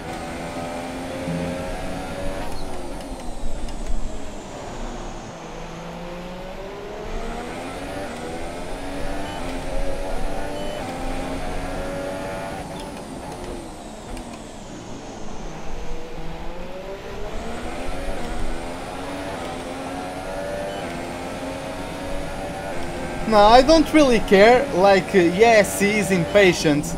But yeah, I don't really care about what people say about Verstappen. Like, people are entitled to their own opinions, right? Like,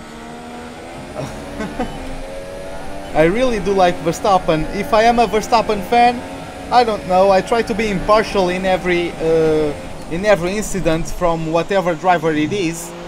Like, for example, the incident between Vettel and Stroll today, I think it's totally Vettel's fault, even though I like Vettel a lot as a driver. Like, I think it's Vettel's fault. I think I can be impartial when analyzing the racing incidents and all that. Hamilton has just taken the lead. Well, there's not much I can say about that.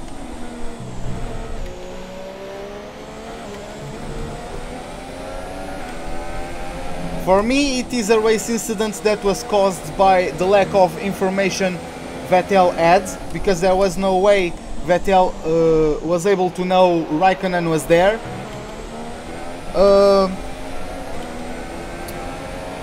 Oh my god, I need to focus a bit, otherwise I'm going to keep losing the back end under braking there. But yeah, like, the squeeze from Vettel is nothing major. Like, everyone does it when they start. Hamilton did it, Rosberg did it multiple times. Like, everyone does it. It's just that what made things worse was just Raikkonen was there, but there's no way Vettel was going to know that. Like, yeah, the initial contact is made by Verstappen, but that's just a coincidence. Like, there's no way all three cars are going to stay there. That contact was going to be made eventually. It just happened to be Verstappen touching Raikkonen first. It could have been Vettel touching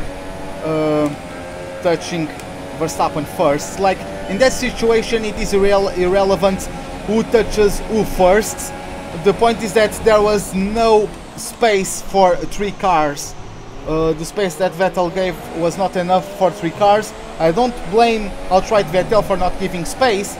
He was only counting with one car side by side with him, not two. So yeah, it was, for me, it is a racing incident caused by a lack of information, because there was no way Vettel could have known that Raikkonen was there. For me, it's just that.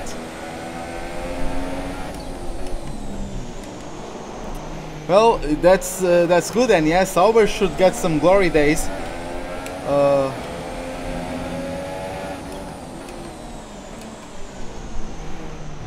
I really don't know what's on today. Like,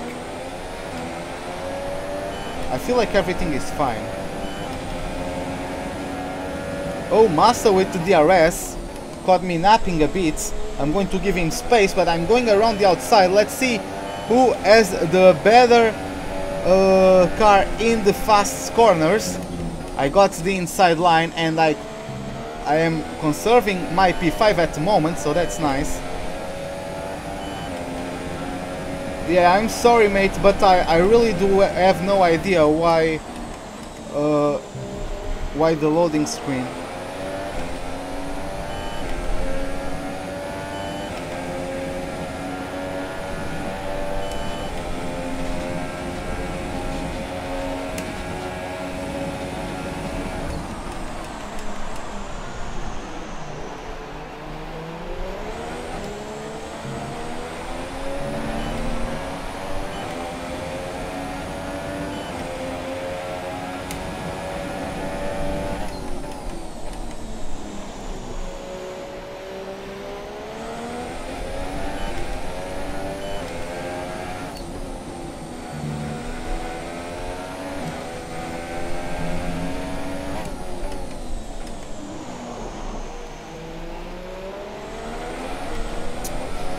So yeah, now at the moment lap 10 already, okay.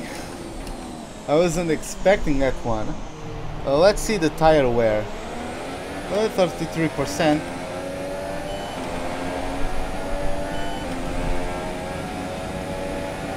Oh well, thanks a lot, Sauber. Thank you for enjoying the stream. It tells me I'm doing a good job, at least so far then. I'll just need to check what time it is, so give me a second.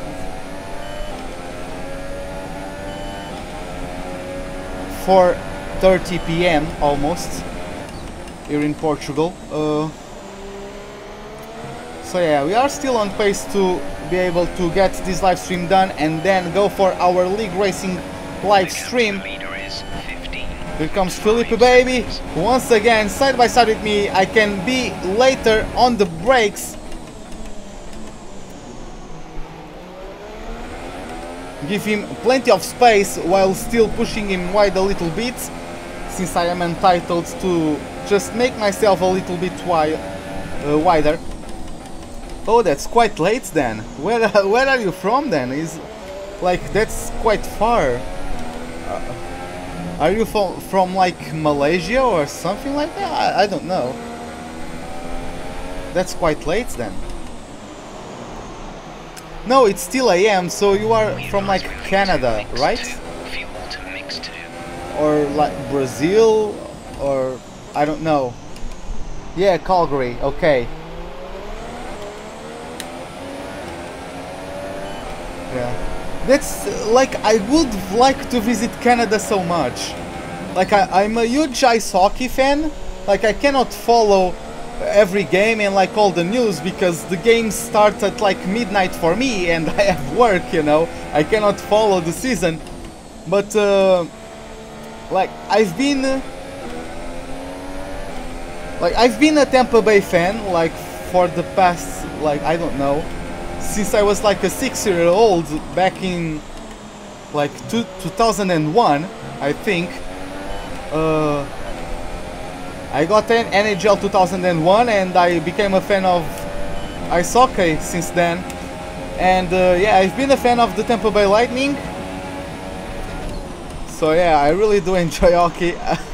So yeah, unfortunately, oh my god, we lost the backhand through there, but I'm going to come back at Felipe Massa, hopefully. No, we are not, we didn't get enough traction. I'm going to now go on the inside of the Brazilian and reclaim my 5th place. Thank you very much. I'm from Portugal.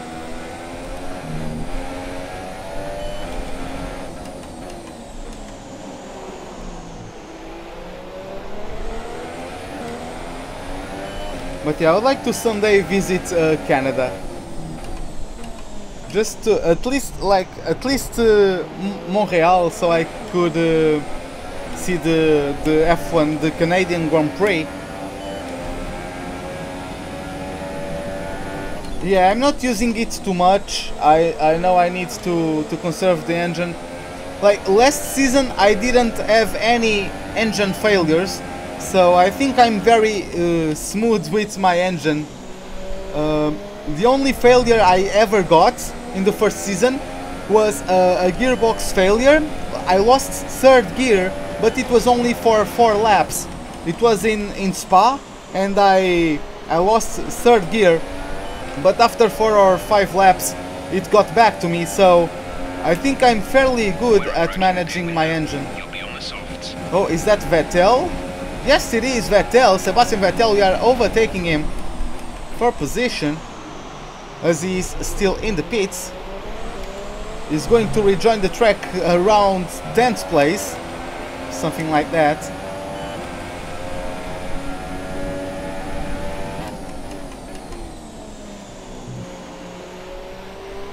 So yeah, 13, 26, 26 to 57 would be like 30. No. Yeah, I know Massa is doing an undercut. The thing is that he's going to stop once more, I think.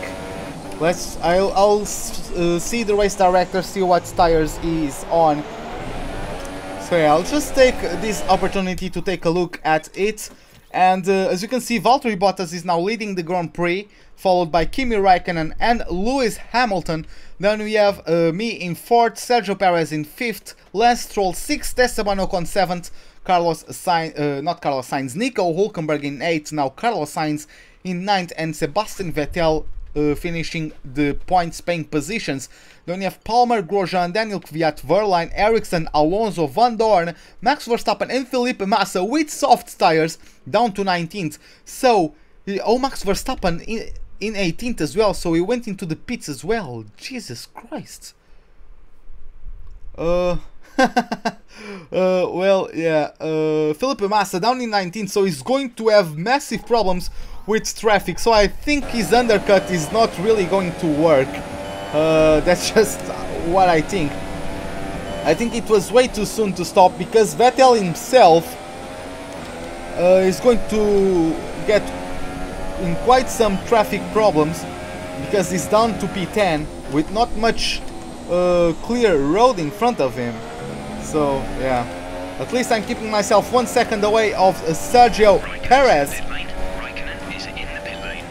So yeah, Raikkonen is in the pit lane himself, changing for a set of soft tires, I think. What engine does Sauber have? Sauber has a 2016 Ferrari engine. It is a 2016 Ferrari engine. They didn't want to buy the 2017 one, so yeah, I'm going to try to go around sides. Raikkonen, come on, push! Push! Oh, come on. Come on, Kimi. Stop wheel banging me.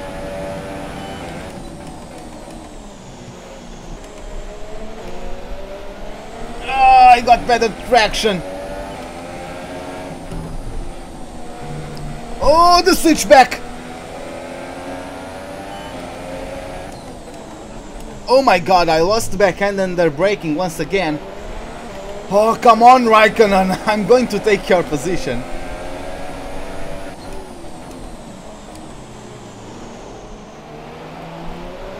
Well, looks like no, I'm not. Oh, Raikkonen just had too good of a car. Well, Toro Rosso did the same in 2015. Yeah, the Ferrari is just a much superior car. But Toro Rosso did the same in 2016. It ran an engine from 2015. I think it was a Renault from 2015, or maybe a Ferrari, I don't remember. But yeah, Toro Rosso in 2016 did the same, running older engine. But well.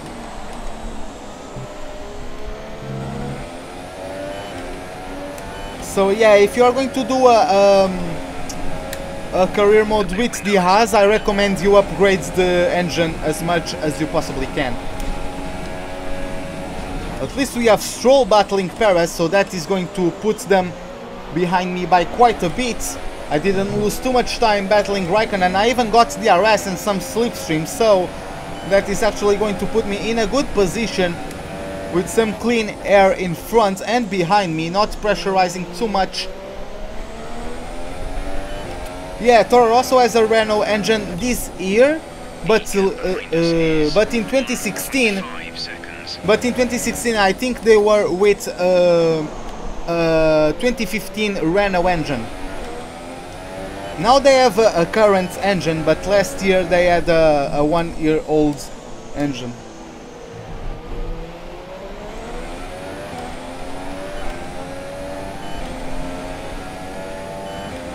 Like Sauber were struggling in terms of finances, so that's probably why they probably didn't have enough money to buy 2017 engines. Maybe. I don't really know, but well. Hamilton's in first place. I'm gaining time to Lance Stroll, so. Don't forget, pit in this lap.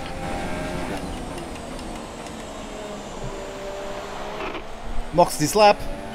Confirmed, we'll receive you at the end of this lap. Oh, that was close. Okay, let's see, where are we going to come out? The pack is very compact at the moment. Go, go, go. Oh, come on, I mistimed the release, oh well.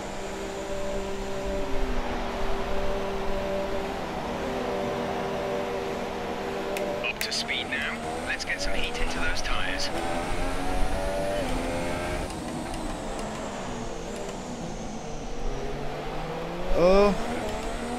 I don't know, to be honest.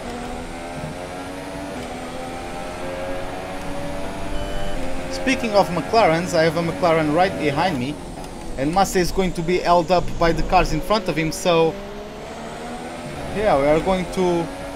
Yeah, but Massa is getting stuck by the car in front, so no big deal there.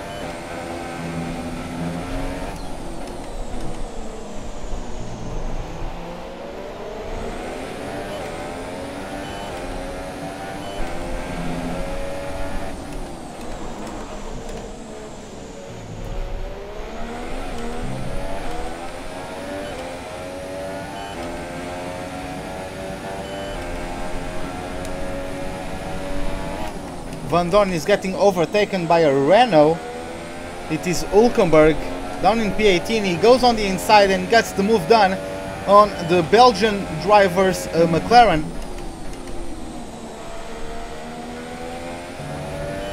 .8 seconds to Felipe Massa. Our teammate is in the pits, so...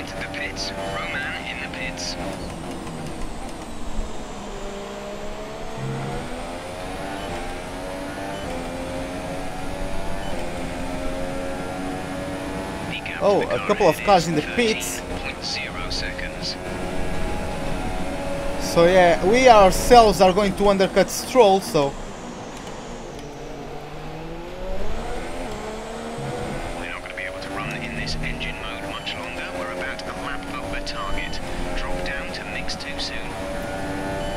My second monitor was going into standby mode. So yeah, I managed to save it on the straight.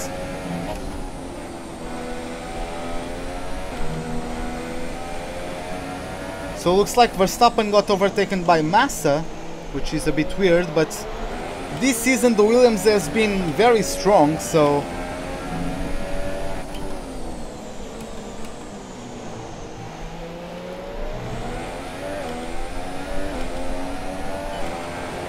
I think I can catch up with them quite easily.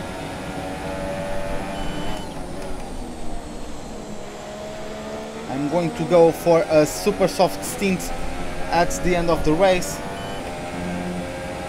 I think I'm going to be able to do so. Let's see.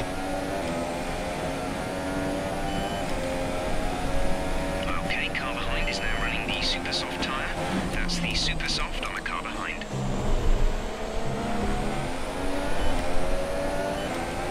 Let's see how the gap is at the moment, as Ericsson and some other cars are in the pits at the moment. So up to the points we are now, Fernando Alonso has still not stopped and is currently in P9, getting overtaken by Verstappen and probably by Massa as well.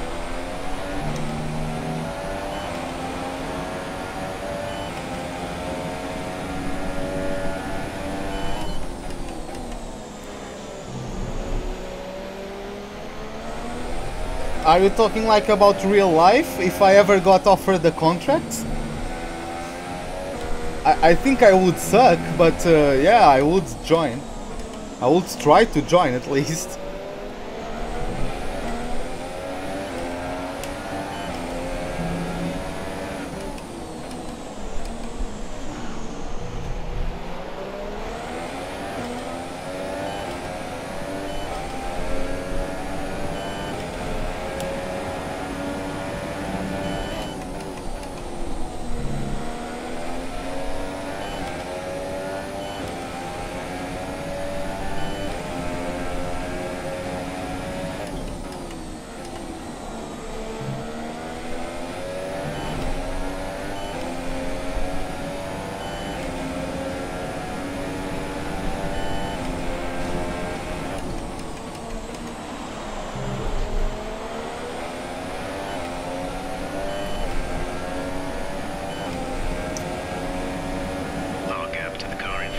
is 5.8 seconds. The gap to teammate is 7.7 seconds. Yeah, so Stroll, even with super soft tires, is not closing in on me. So that's a good indication.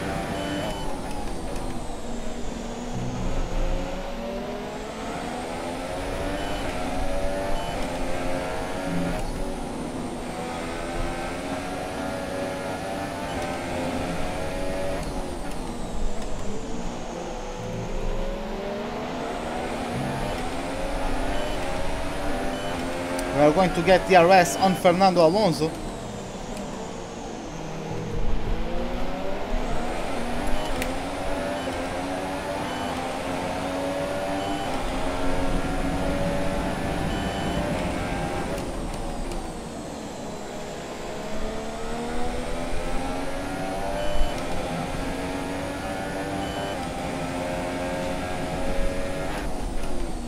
But yeah, we got done. Got past Fernando Alonso there for position. Is now going to hold up a little bit less Stroll. Well, I apologize, Sauber fan, but I have no idea, to be honest, what you are going to say. Unfortunately, I cannot read minds, so... But yeah, at least we are still solidly in the points at lap 20 out of 57, so...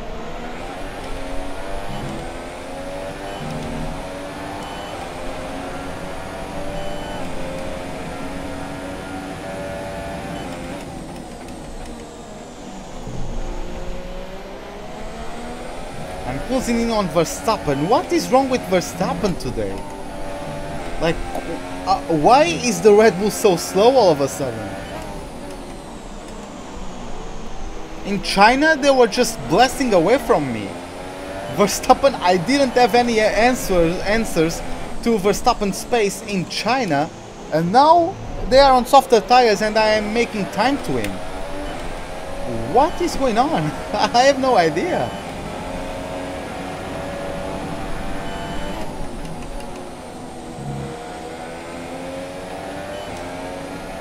Stroll, meanwhile, has dispatched of Fernando Alonso's McLaren and is back to hunting me, even though he's over a second behind.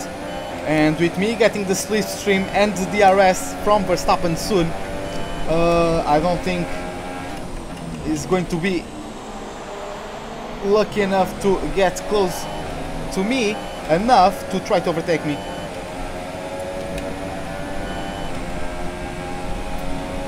Yeah, to be honest, yeah, that might be the case, but the thing is I haven't heard from Jeff, because most times when drivers have problems, Jeff tells you that, for example, Verstappen has a problem.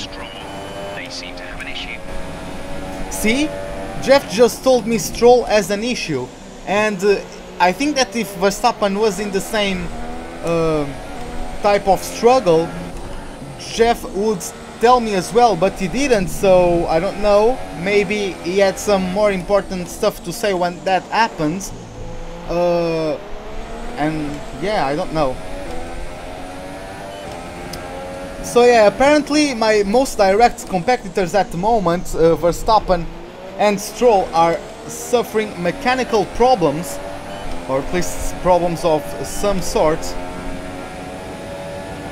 He might be conserving, I don't know. He might be going on a 3-stopper and trying to just hold it all so he can give it all on the last stint with super softs. I don't actually know, but well, let's see how that goes. At least we got done by Massa, but yeah, the Williams have been stronger all weekend. Let's see what we can do. He's on the softs.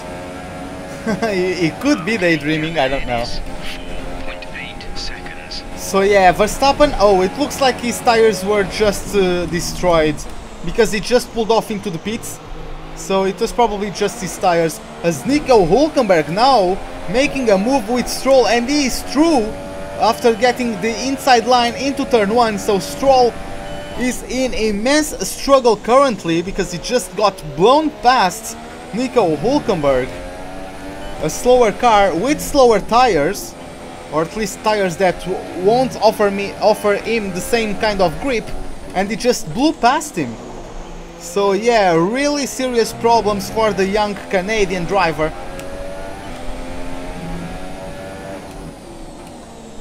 So yeah, looks like not a good day in office for Lance Stroll, at least so far. I think he started well, and I think he gained some positions, but now all of that hard work is getting reversed a bit. Let's see how quickly he can fix his problems. But yeah, Massa, I don't know if he's currently faster than me or not. I'm going to ask Jeff in a moment. So 4.6 seconds is the gap. Is 3.3 seconds.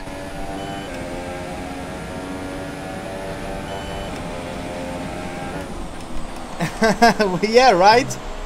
Okay, but yeah, has been cleared. Oh. Let's get back up to racing speed. Oh, Romain Grosjean is out of the race. His second retirement in 3 races. He retired in...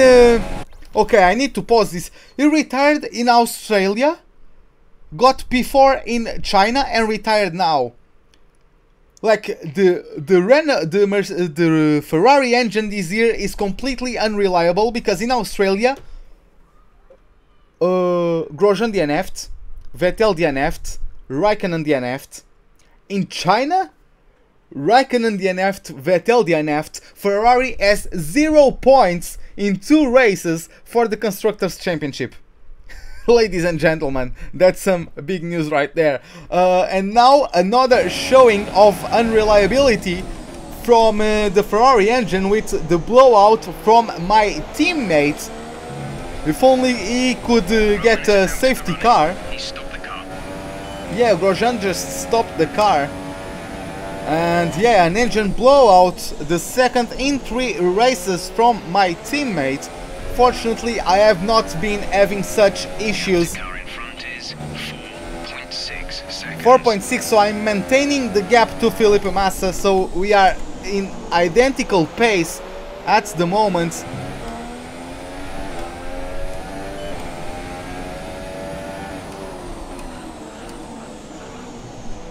Turn! This car just doesn't really like that corner.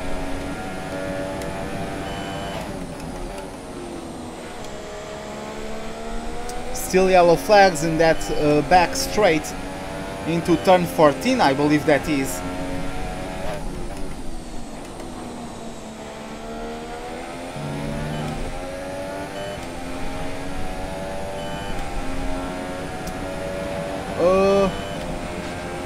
I'm going to use wheel.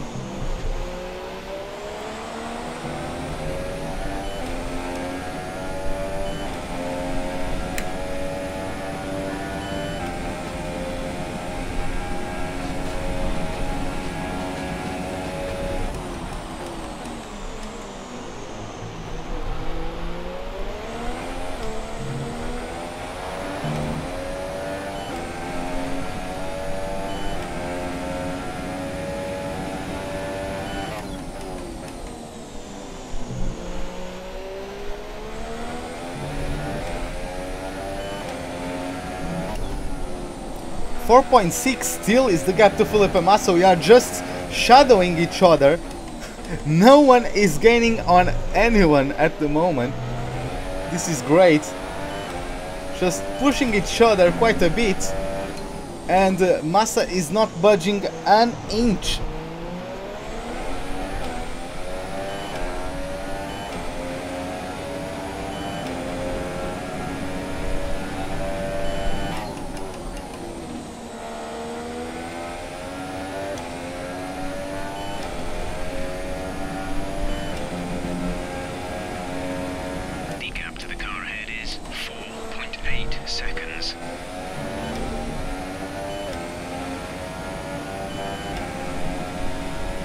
A Formula Drifter? What do you mean by that? I don't know how to drift.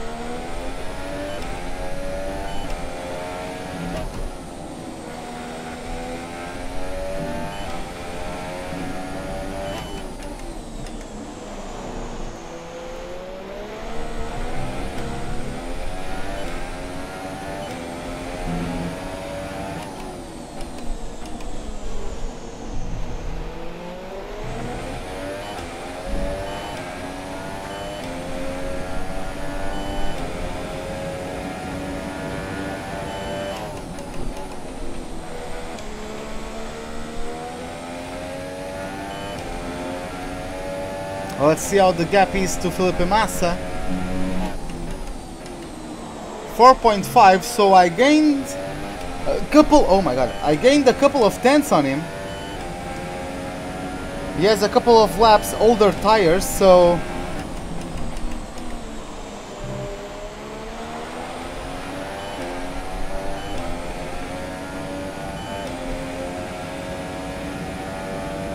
well, no problem, mate. If you can't, you can't.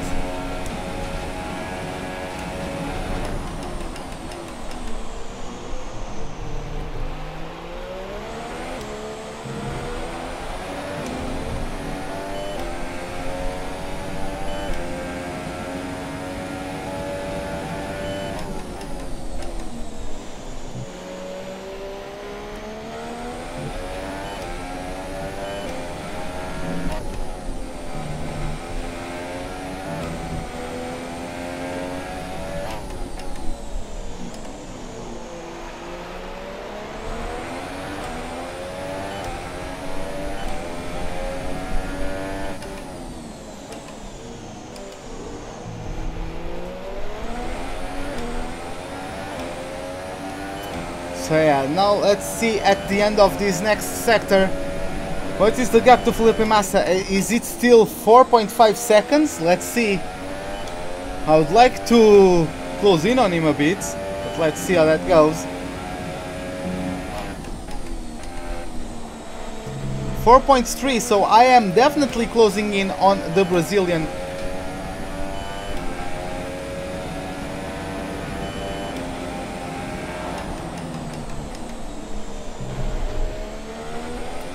Well, I speak Portuguese. It is my mother language.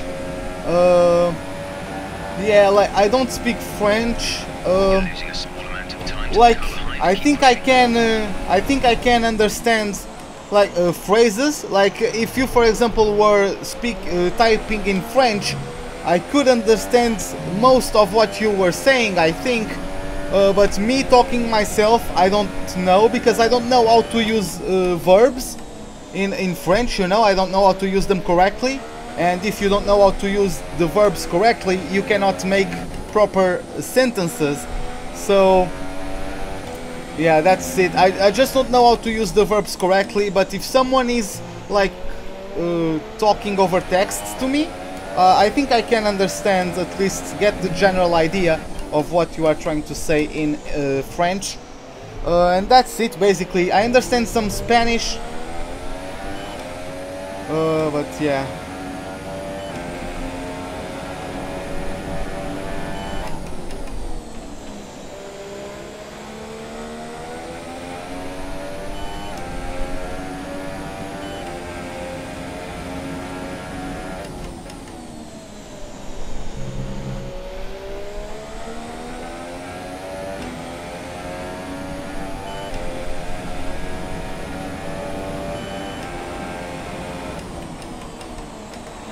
Okay, let's just see. I think Hülkenberg is closing in. Spanish, I don't really understand Spanish too much. Like, it depends. It depends on the zone, because there are lots like kinds of Spanish.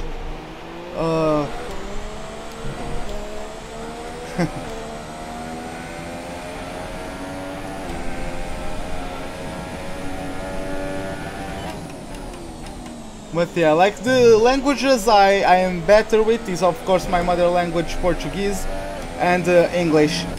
I've been too much in contact with English. Like when I'm speaking English, I'm not trying to like translate. I'm not trying to translate. I know some people need to translate in their heads before saying. I already speak in English. It's like a switch on my brain. I get into English or Portuguese mode. And yeah.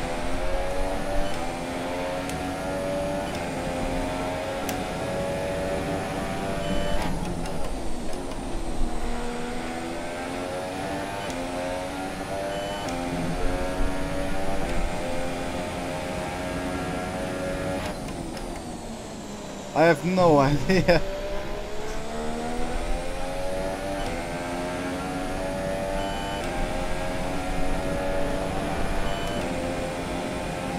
I have no idea what is supposed to complete that phrase, to be honest.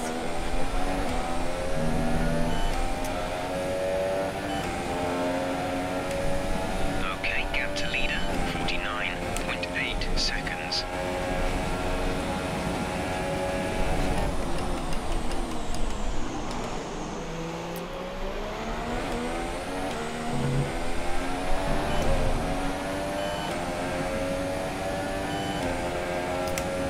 So yeah, Wolkenberg is closing in on me. I think I might have gotten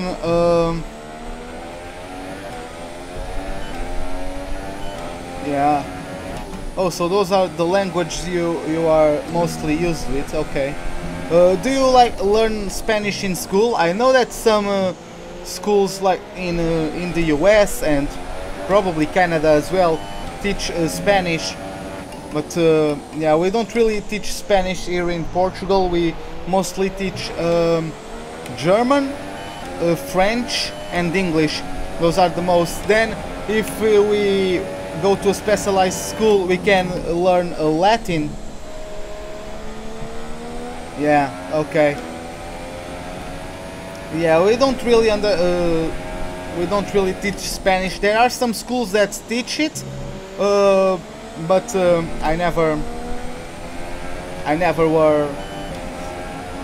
didn't have Spanish in any of the schools I've gone to.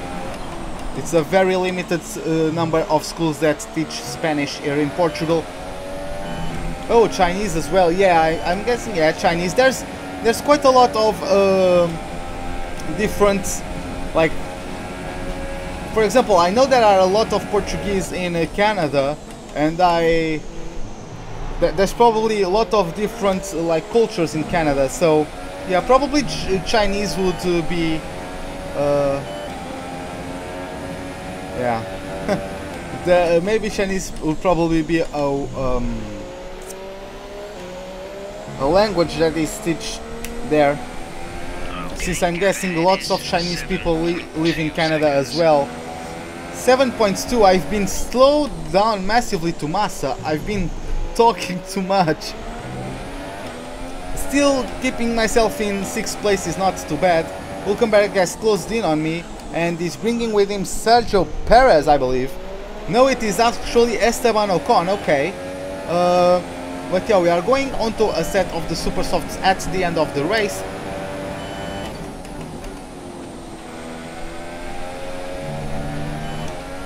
How is the tires? Oh, my tires are great, really.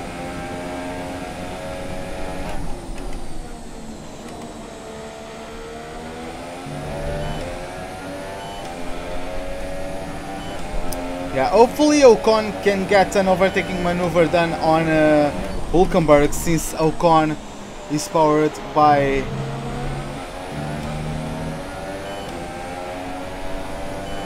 Well, I would like for people that come from the outside, if they see like everyone talking in all different languages, they might not know that I am doing an English live stream and just back out because of that.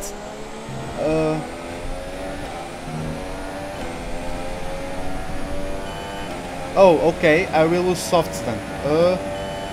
Oh my god, I got... I was paying attention to the menu. Okay. I will lose softs then.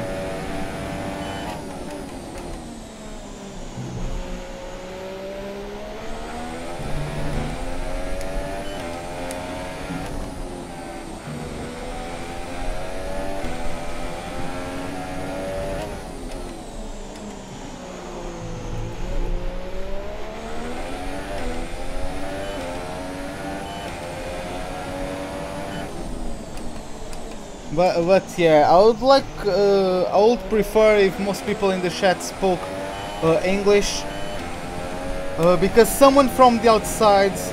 okay then, thanks for the tip then. But yeah, people from the outside might not know that I'm doing a live stream in English.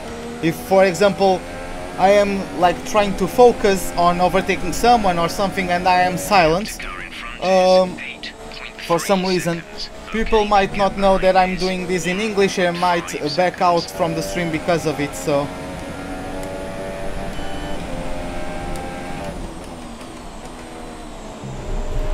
Okay, I touched the curb a little bit too harshly there.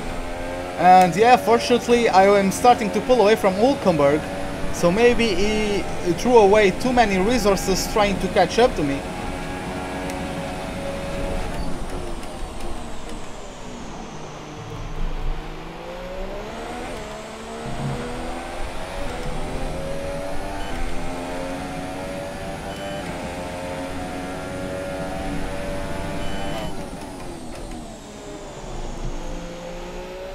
Oh really? Okay. Well, there's no problem then.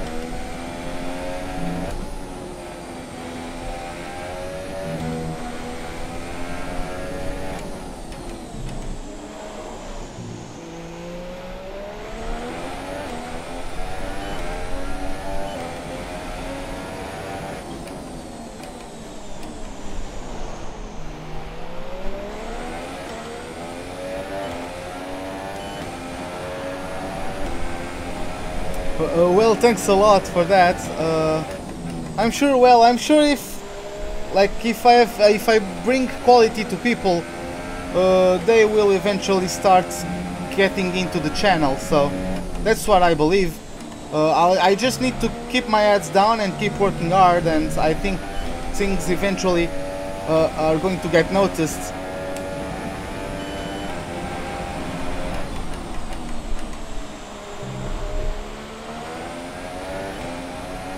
So yeah, Hulkenberg back there battling with Ocon still for what is P7. Is that Massa into the pits? Yes, it is for a set of mediums. What the hell is that guy smoking? Like mediums, I can take another set of softs until the end. Hell, I could even stop 7 laps from now and bring a set of super softs until the end.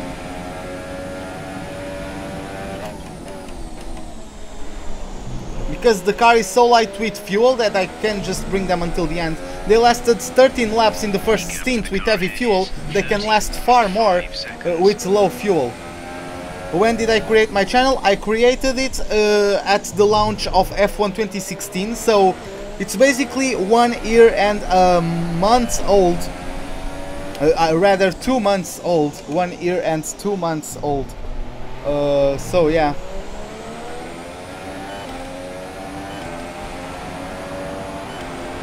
Like, I didn't get too much traction with F1 2016, but now since, like, at the day this game released, I had 55 subscribers, and like, what, 2 months after the release of the game, I have 150, so my channel took a bit of a leap in terms of growth with the launch of F1 2017.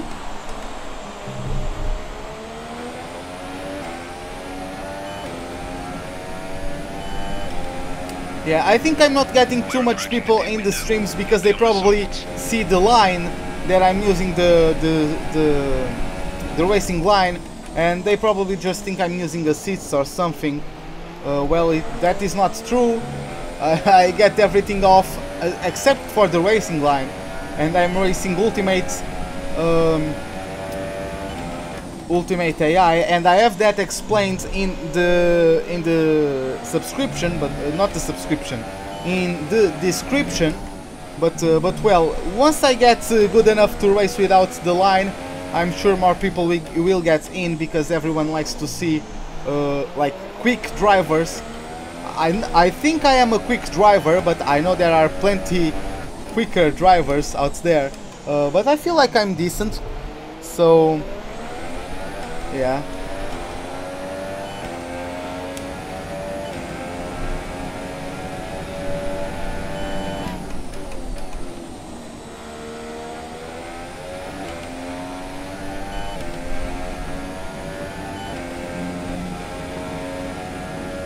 Like, next time I can try without it.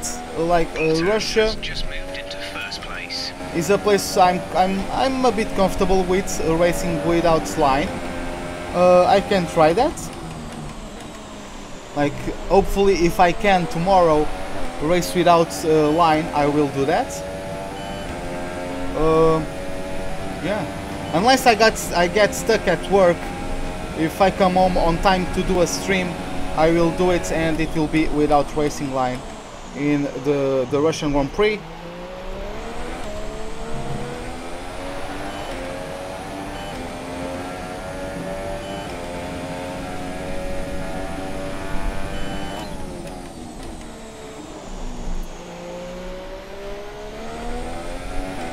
What time is it, by the way?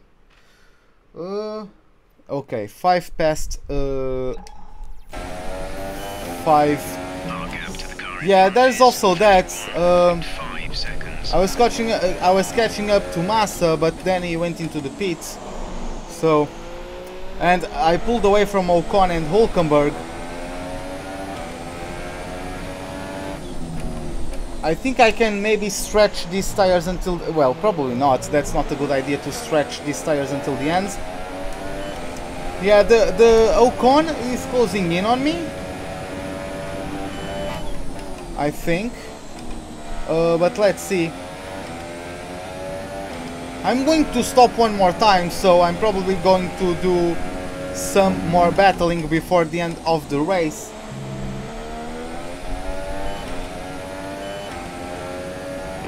Driver in front. Hamilton ahead.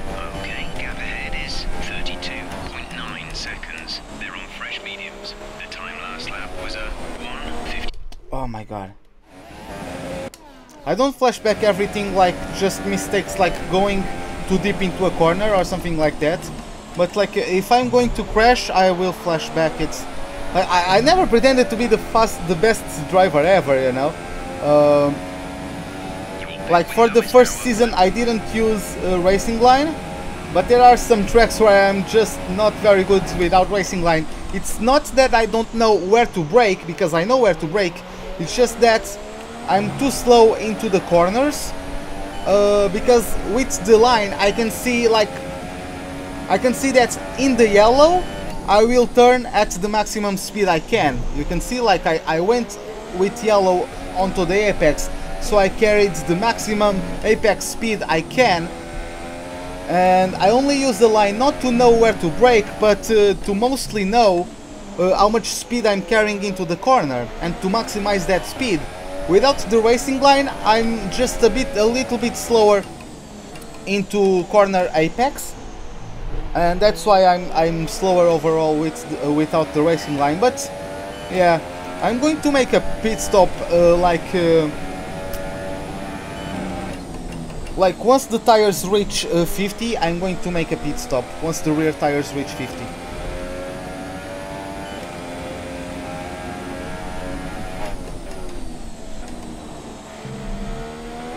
Okay, remember to pit this lap. I don't want to pit this lap.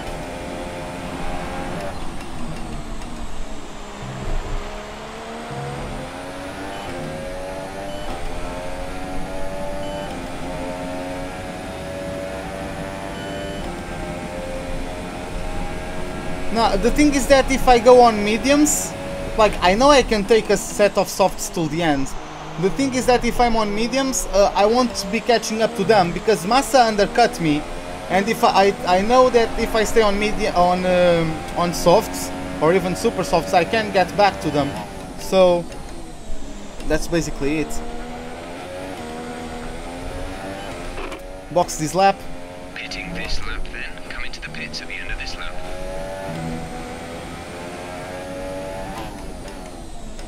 The gap behind us is 7.7 seconds.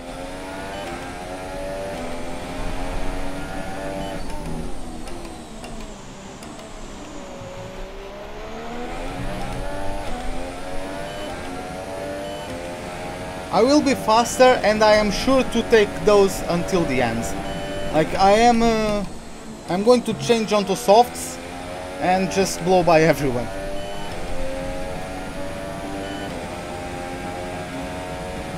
Gap to car in front is 36.7 seconds. I've already done what? I stopped at lap 15, so I've done 22 laps in a set of softs, so I can do 20 more.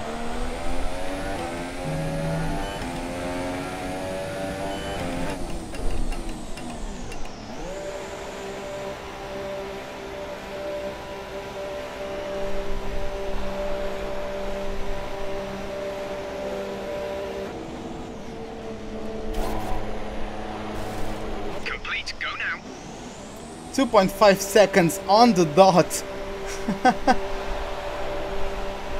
Oh, Sainz already crossed the finish line. Let's see.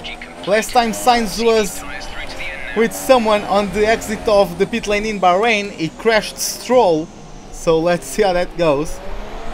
Oh no, looks like maybe Sainz went into the pits because Verstappen is now the one right behind me, battling Ocon.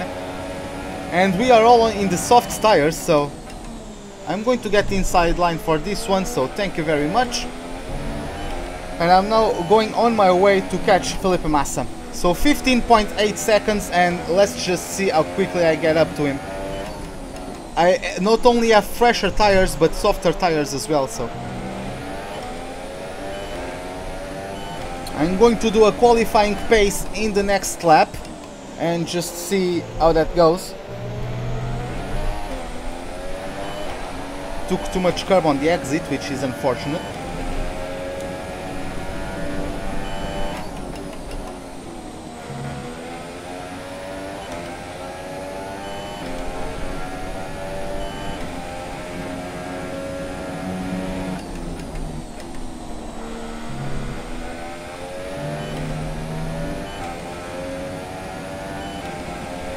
Okay, rich mix, and let's go on to it.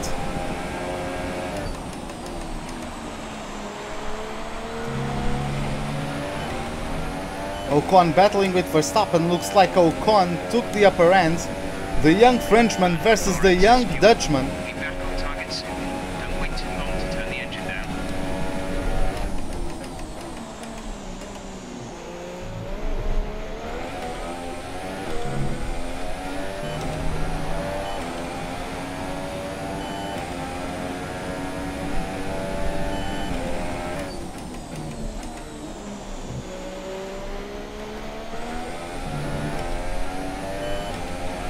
The gap to the car ahead is 15.3 seconds. The gap to the car behind is 1.6 seconds. Already 4 tenths gained, maybe even 5 just in the first sector.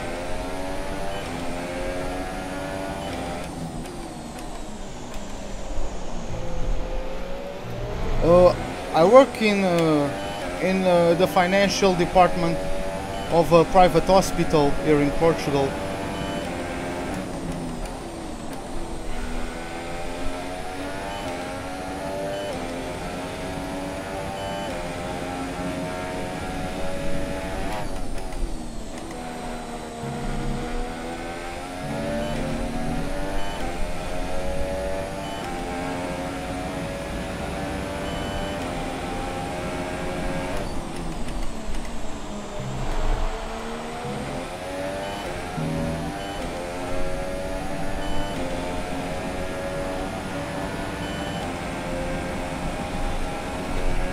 Okay, I gained more than 1 second on Felipe Massa in that last lap.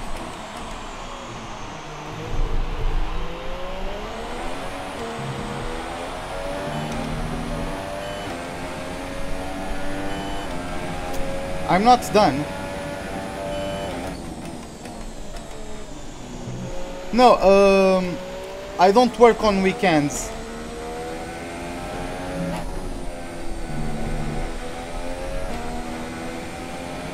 So that's why I'm free to do lots of streams in the weekends. Because yeah, I only get home at around 7:30 p.m. in work days.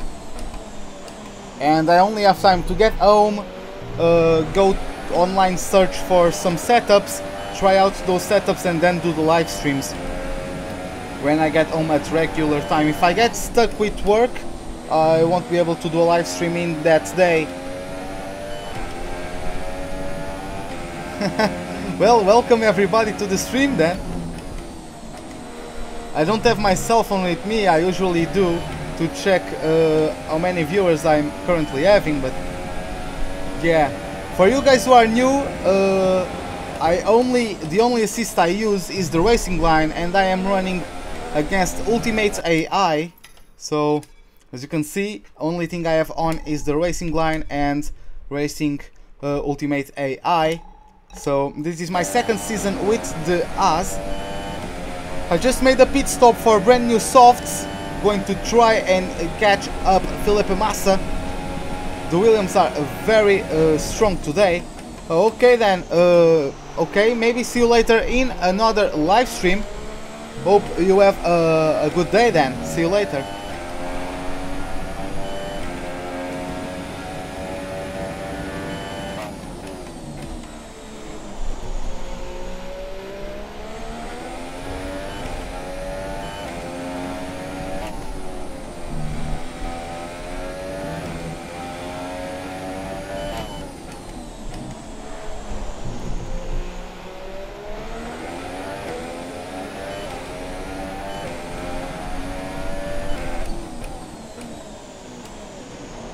Sebastian Vettel now with the new fastest lap into the 131s.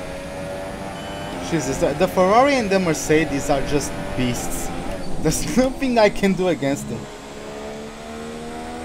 Even the Williams is very good on this weekend. I'm not gaining too much to them, and I think I just lost 3/10 to Massa, and he's on mediums. Like, I'm not being slow, like Ocon is not catching up to me. It's just outright pace from the Williams. They got massive upgrades in this second season, it looks like.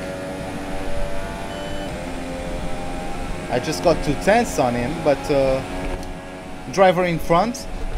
Massa is ahead of you. Okay, gap ahead is 15.1 seconds. You're falling back by 1/10 a lap. They're on old mediums. The time last lap was a 1 minute 34.0. Yeah, I'm falling back. They are on mediums that are about 5 laps older than my brand new super softs. Than my brand new softs. Oh well.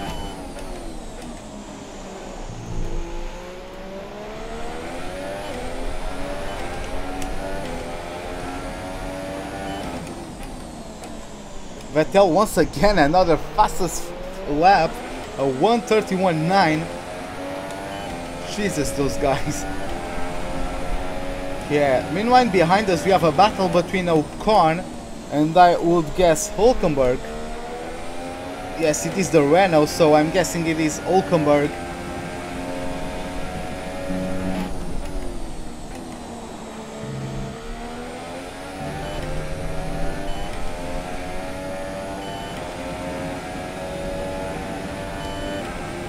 I should have gone onto a set of the super soft tires, really. I think they would have lasted 20 laps. They lasted 13 on my first stint, and those were the qualifying tires, so probably should have gone onto super softs, but well,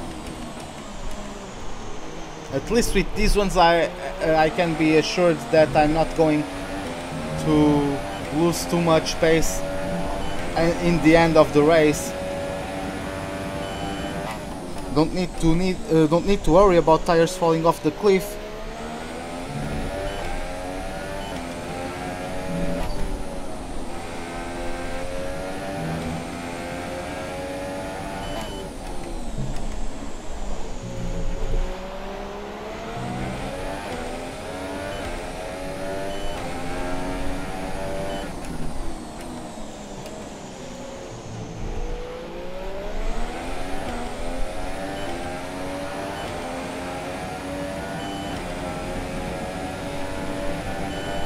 So yeah, how many laps are left? So 43 plus 4, 47. Then 14 laps left until the end of the Bahrain Grand Prix. We qualified in P10. We really couldn't hook up a lap, at least as competitive as I wanted to. But yeah, on the start it was a very chaotic start. I think that Massa got tangled with either Verstappen or Ricciardo, and that forced everyone to slow down. Because they slowed down, like, I was able to dive on the inside of everyone basically into turn 1, and then on the transition into turn 2 I also got around Massa and Verstappen, and then Ricciardo also lost the back end. as a result of the contact with Massa, so I got past as well, and I went from P10 to P5 in the first couple of corners. And from then I just pulled away a little bit, and but then Massa was very quick. He pulled off an undercut on me, and from then I haven't been able to catch up to him. I thought that it was going like on a super soft strategy, but looks like he's on a super soft medium. But even now, with me on softs that are fresher than his mediums, I'm not able to close in the gap for some reason. That's how quick the Williams is at the moment.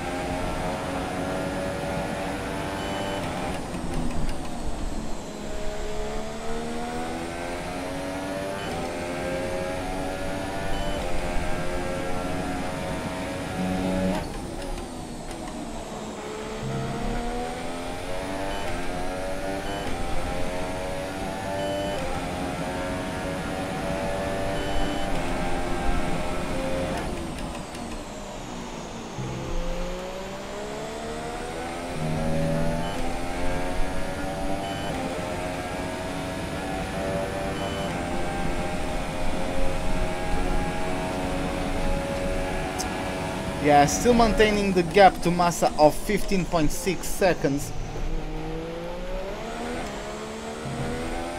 Ocon is battling there with Hülkenberg, still side by side, some wheel banging, and I think Ocon is taking the upper end, so I think he's getting to hold on to his 7th place. He's going with a superior power unit, so of course he's powered by Mercedes, and he's battling against Hülkenberg, who is driving the Renault Works car. So he has the superior power unit, and he also adds the inside line into turn 4, so that's basically it for that attempt from Hülkenberg at least. But yeah, we are currently smashing our team, not our teammates, well, our teammates DNF'd, but we are currently smashing our rival Daniel Kvyat.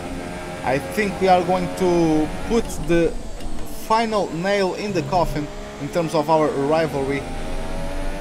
At the start of the race I had 28 points out of 30, he only had 8, so...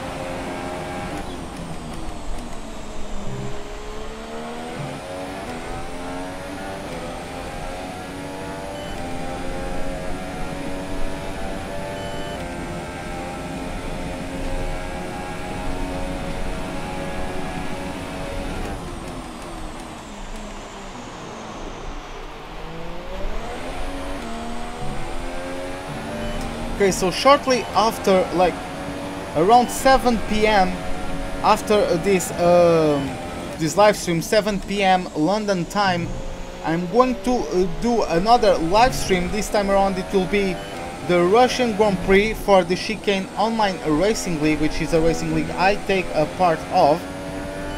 Let's try. I'm going to try to bounce back after a very poor Bahrain Grand Prix, where I suffered some kind of disconnection glitch, where I was connected to the internet, but the game was telling me, Steam was telling me that I wasn't connected for some reason. But well, I couldn't complete the race after 2 top 5s in the first 2 races of the season. I got a DNF now, so let's try to bounce back at a track I really do enjoy racing at, the Sochi Autodrome, the home of the Russian Grand Prix.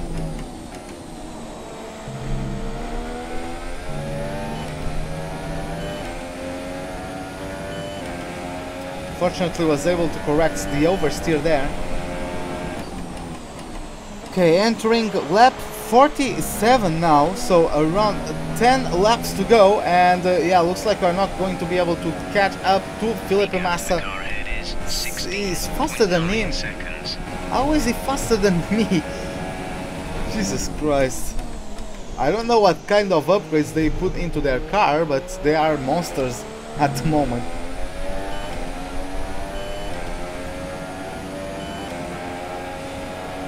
Yeah, those two might eventually come up to me.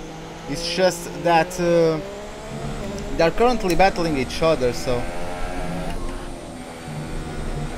Oh, I had a little bit of a lockup.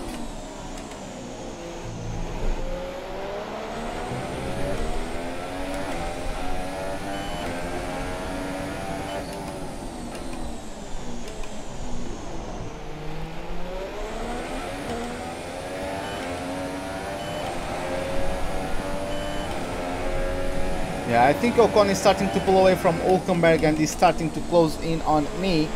Let's see how that works out for him.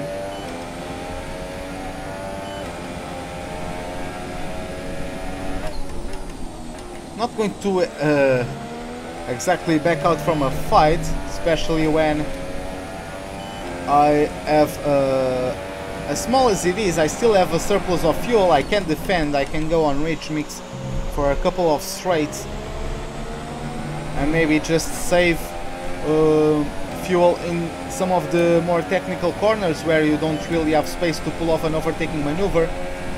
Let's see how that goes. 18 seconds to Massa, Jesus Christ. Stoffel Van Dorn is out of the race, okay. Yellow flag. Safety car? No? Okay. I would like a safety car to appear, at least a virtual one. Well.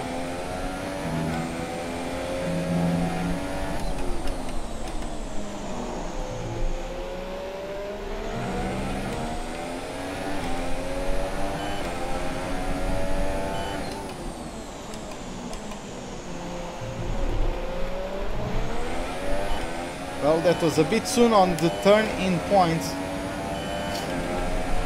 Let's try to avoid that one.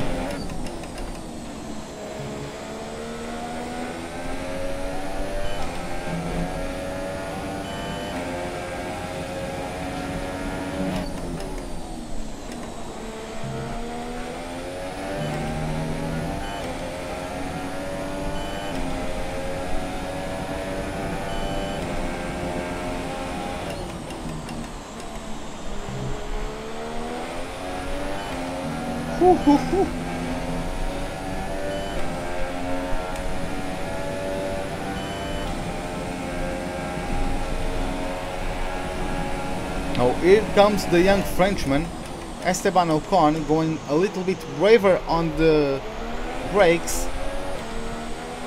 I need to give him space, but he's going to back out from the move. That gives the momentum to Hülkenberg. He's going to get the inside line into turn number 4. Let's see how that goes. Still side by side. Ocon is going to have the proper line for this one. And yeah, Hülkenberg... No, they are still side by side there. And I think Hülkenberg is going to have the inside line for the hairpin. But yeah, Hülkenberg backed out from the move before the hairpin. And yeah, Ocon is still holding on to his 7th place. Oh, the back end complaining a little bit about how soon I put the throttle down.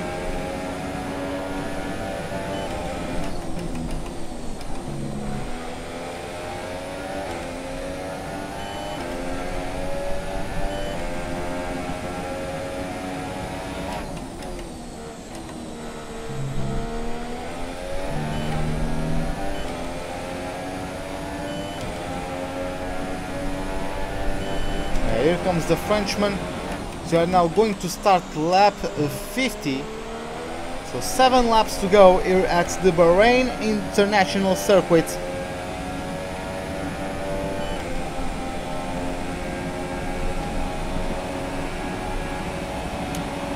Oh, Ocon is going on the inside. I broke too late. Jesus, why? Why did I go so deep? I don't usually do that. That's odd by me. I don't usually do stupid mistakes like that, but well. I wanted to go down from rich to standard, not from 4th to 3rd.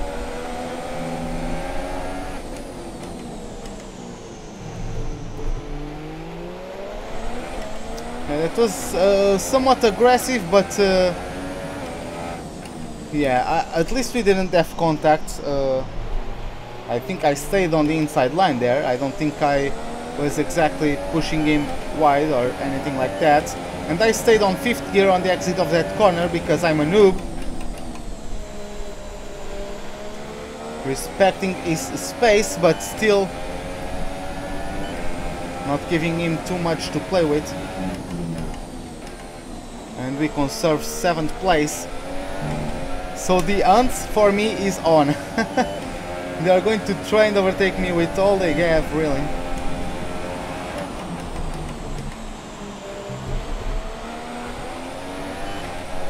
Let's try to get a better exit, try to break the slipstream effect. If Hulkenberg comes through, I can maybe tow in the Renault driver and pull him to get side by side with Esteban Ocon. Looks like that is not the case this time around, since Ocon also adds DRS.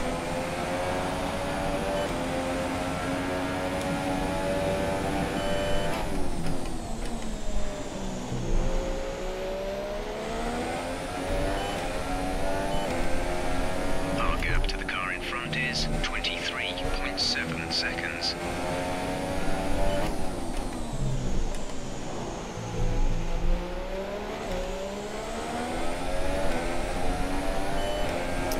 Okay, I just got a few tenths on Esteban Ocon, so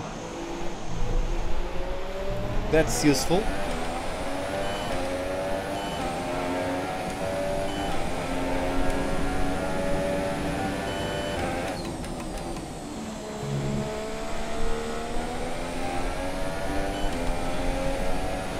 Yeah, my tires are good. My power unit is also quite healthy. So yeah, things are looking good. This is the 3rd weekend with this power unit. This is my first power unit still, so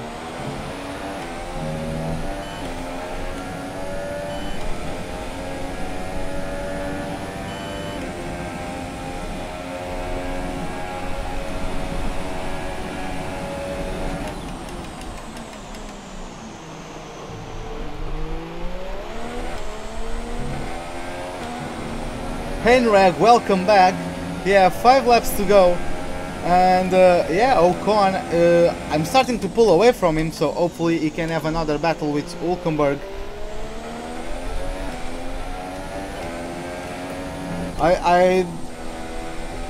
This is not one of my strongest tracks, but I feel a little bit more competitive than what I was expecting, at least when in comparison to the qualifying performance.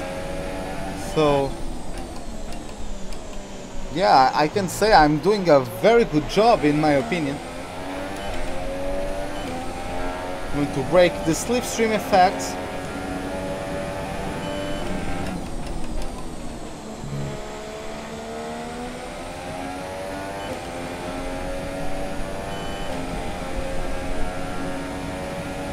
Okay, gap ahead is 24.5 seconds. 7 tenths to Ocon. Well, a car that has a better power unit and is probably benefiting from slipstream, keeping him at more than 7 tenths is quite good, I think. Okay, let's now start lap number 53. Ocon is pulling away a bit from Hulkenberg.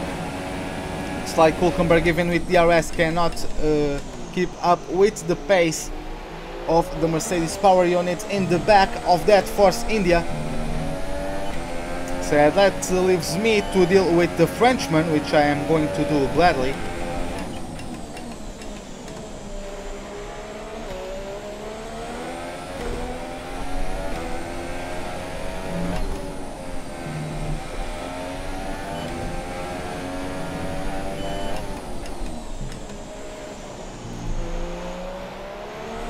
There's 4 laps of fuel remaining.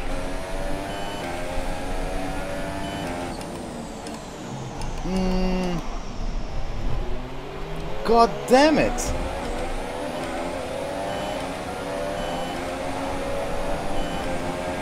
Ah, this is unfortunate, come on.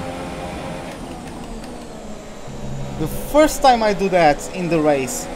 I've done that in practice and in quali, but never in the race.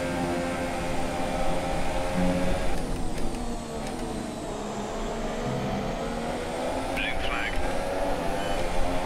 You know what?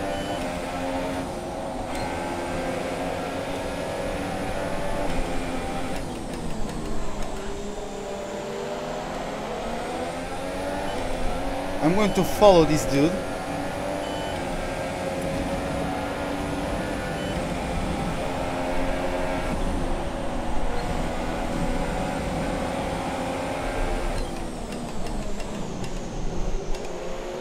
Those two are going to battle a bit when they open to Bottas. We're not racing the car behind. Let them past when you can.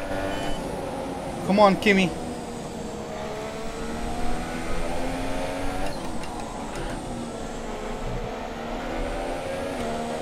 Now, don't worry, Reg. I'm going to get back on them. I'm going to follow Kimi. I know I have a good enough of a car. He is on medium tires, so I know I can do it.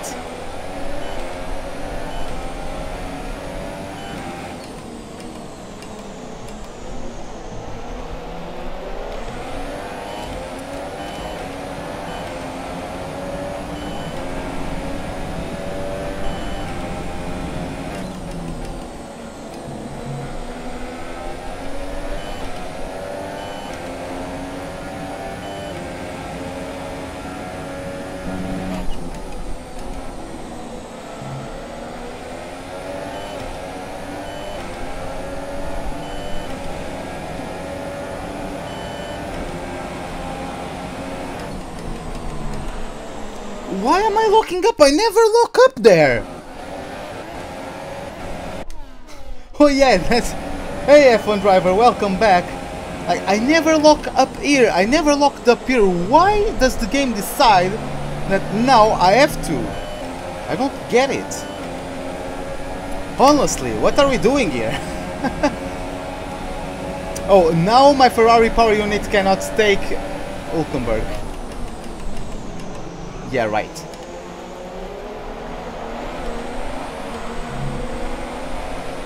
Fudge me!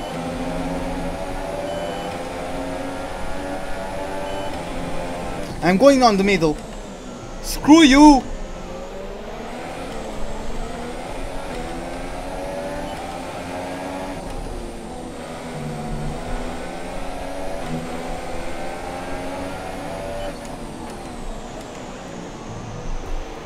Get in there! Come on! 2 laps of fuel remaining.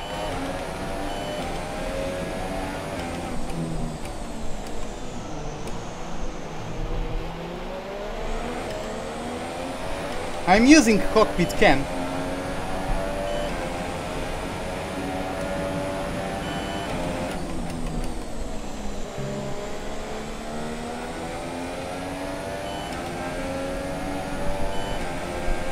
Well, thanks. Gap to car in front is 32.1 seconds.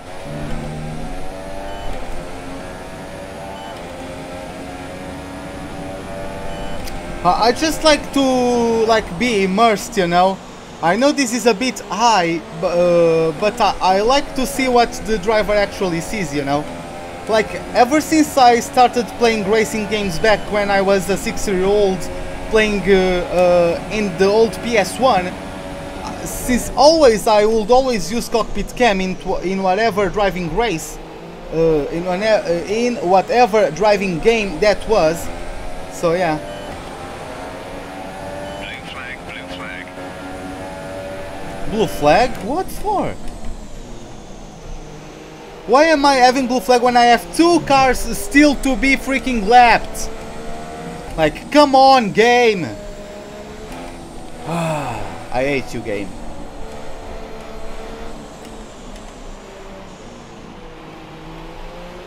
Can you get past me?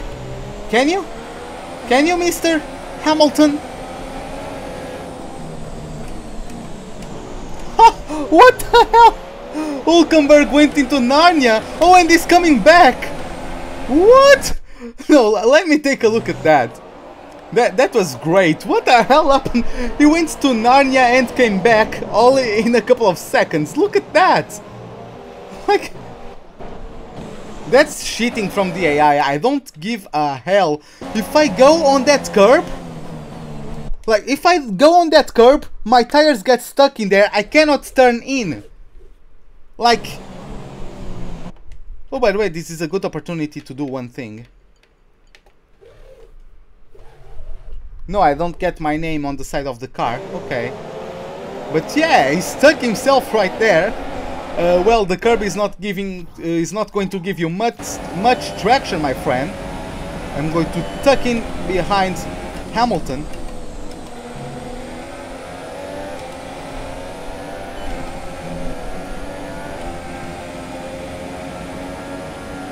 The gap to the car ahead is 36.6 seconds. Okay, who the hell is now behind Ocon?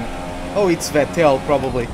Oh, as we are going now, Valtteri Bottas crossing over the line to take the win at the Bahrain Grand Prix. Is going to get followed by Raikkonen, and then Lewis Hamilton completing the podium. We come home with a 6th place finish. And yeah, a very good race for someone who qualified in 10th place. A great win then for the Mercedes team today. And Anthony Davidson, give me your thoughts. How did they accomplish this result? The difference was clearly in the strategy. You could tell they'd done a lot of work on the pit wall to really optimise each stint and get the most out of the tyres. And it highlights just how much of a team sport this really is. But credit to the driver as well, though. There's no good having a well-oiled machine behind the scenes without a talented hand on the wheel, of course. So as I say that, we can see the drivers coming out now to collect their trophies. It's yet more silverware to take back to their base in Brackley after another excellent Grand Prix. Yeah, I just love this song. Like, this music, it's just iconic. Like, there's no other way to describe it. Like, every time I hear it, I think of F1. It's just... And now let's take a look at the driver's standings. Well, the gap at the top of the championship has been cut down after a difficult race today for our championship leader. Moving on to the driver of the day then. Anthony Davidson, who would you go for? That's got to be the Flying Finn. Wait, how many Flying Fins have we had now? Anyway, I'm talking about Bottas this time. Just great raw speed, and a good job in traffic as well. And now let's take a look at the constructors' standings. Mercedes have extended their lead at the top of the standings. Meanwhile, Ferrari have improved their position. A strong weekend from them as they fight their way towards the top. It was great having you with us for this weekend. I hope you enjoyed it as much as we did. Until next time though, goodbye. So yeah, as you guys can see, Ferrari had 0 points in the first 2 races of the championship, so now they got their first 30 points. Shoot up into 5th place. I'm still in 3rd, tied with Red Bull, so that was good. And I got overtaken by Valtteri Bottas in the Drivers' Championship. Felipe Massa also jumped both Red Bulls. And our teammate with his DNF has dropped down onto 10th place. So let's go back to our motorhome. Let's see if we have any invitational events. What time is it? Okay, like a quarter to 6, basically. Yeah, all those good stuff with the points, and some little bit from the first driver bonus, and getting it in against Kvyat. Oh, Kvyat finished 10th, I didn't even notice, so he salvaged the point, but nevertheless not good enough, and I still get the win in the rivalry. I smashed Grosjean, smashed the target from the team. Everyone loves me, as you can see on the graphic there. And yeah, let's continue with the points total. 10,373. That was the weekend score. And yeah, looks like no invitational events, so let's just go.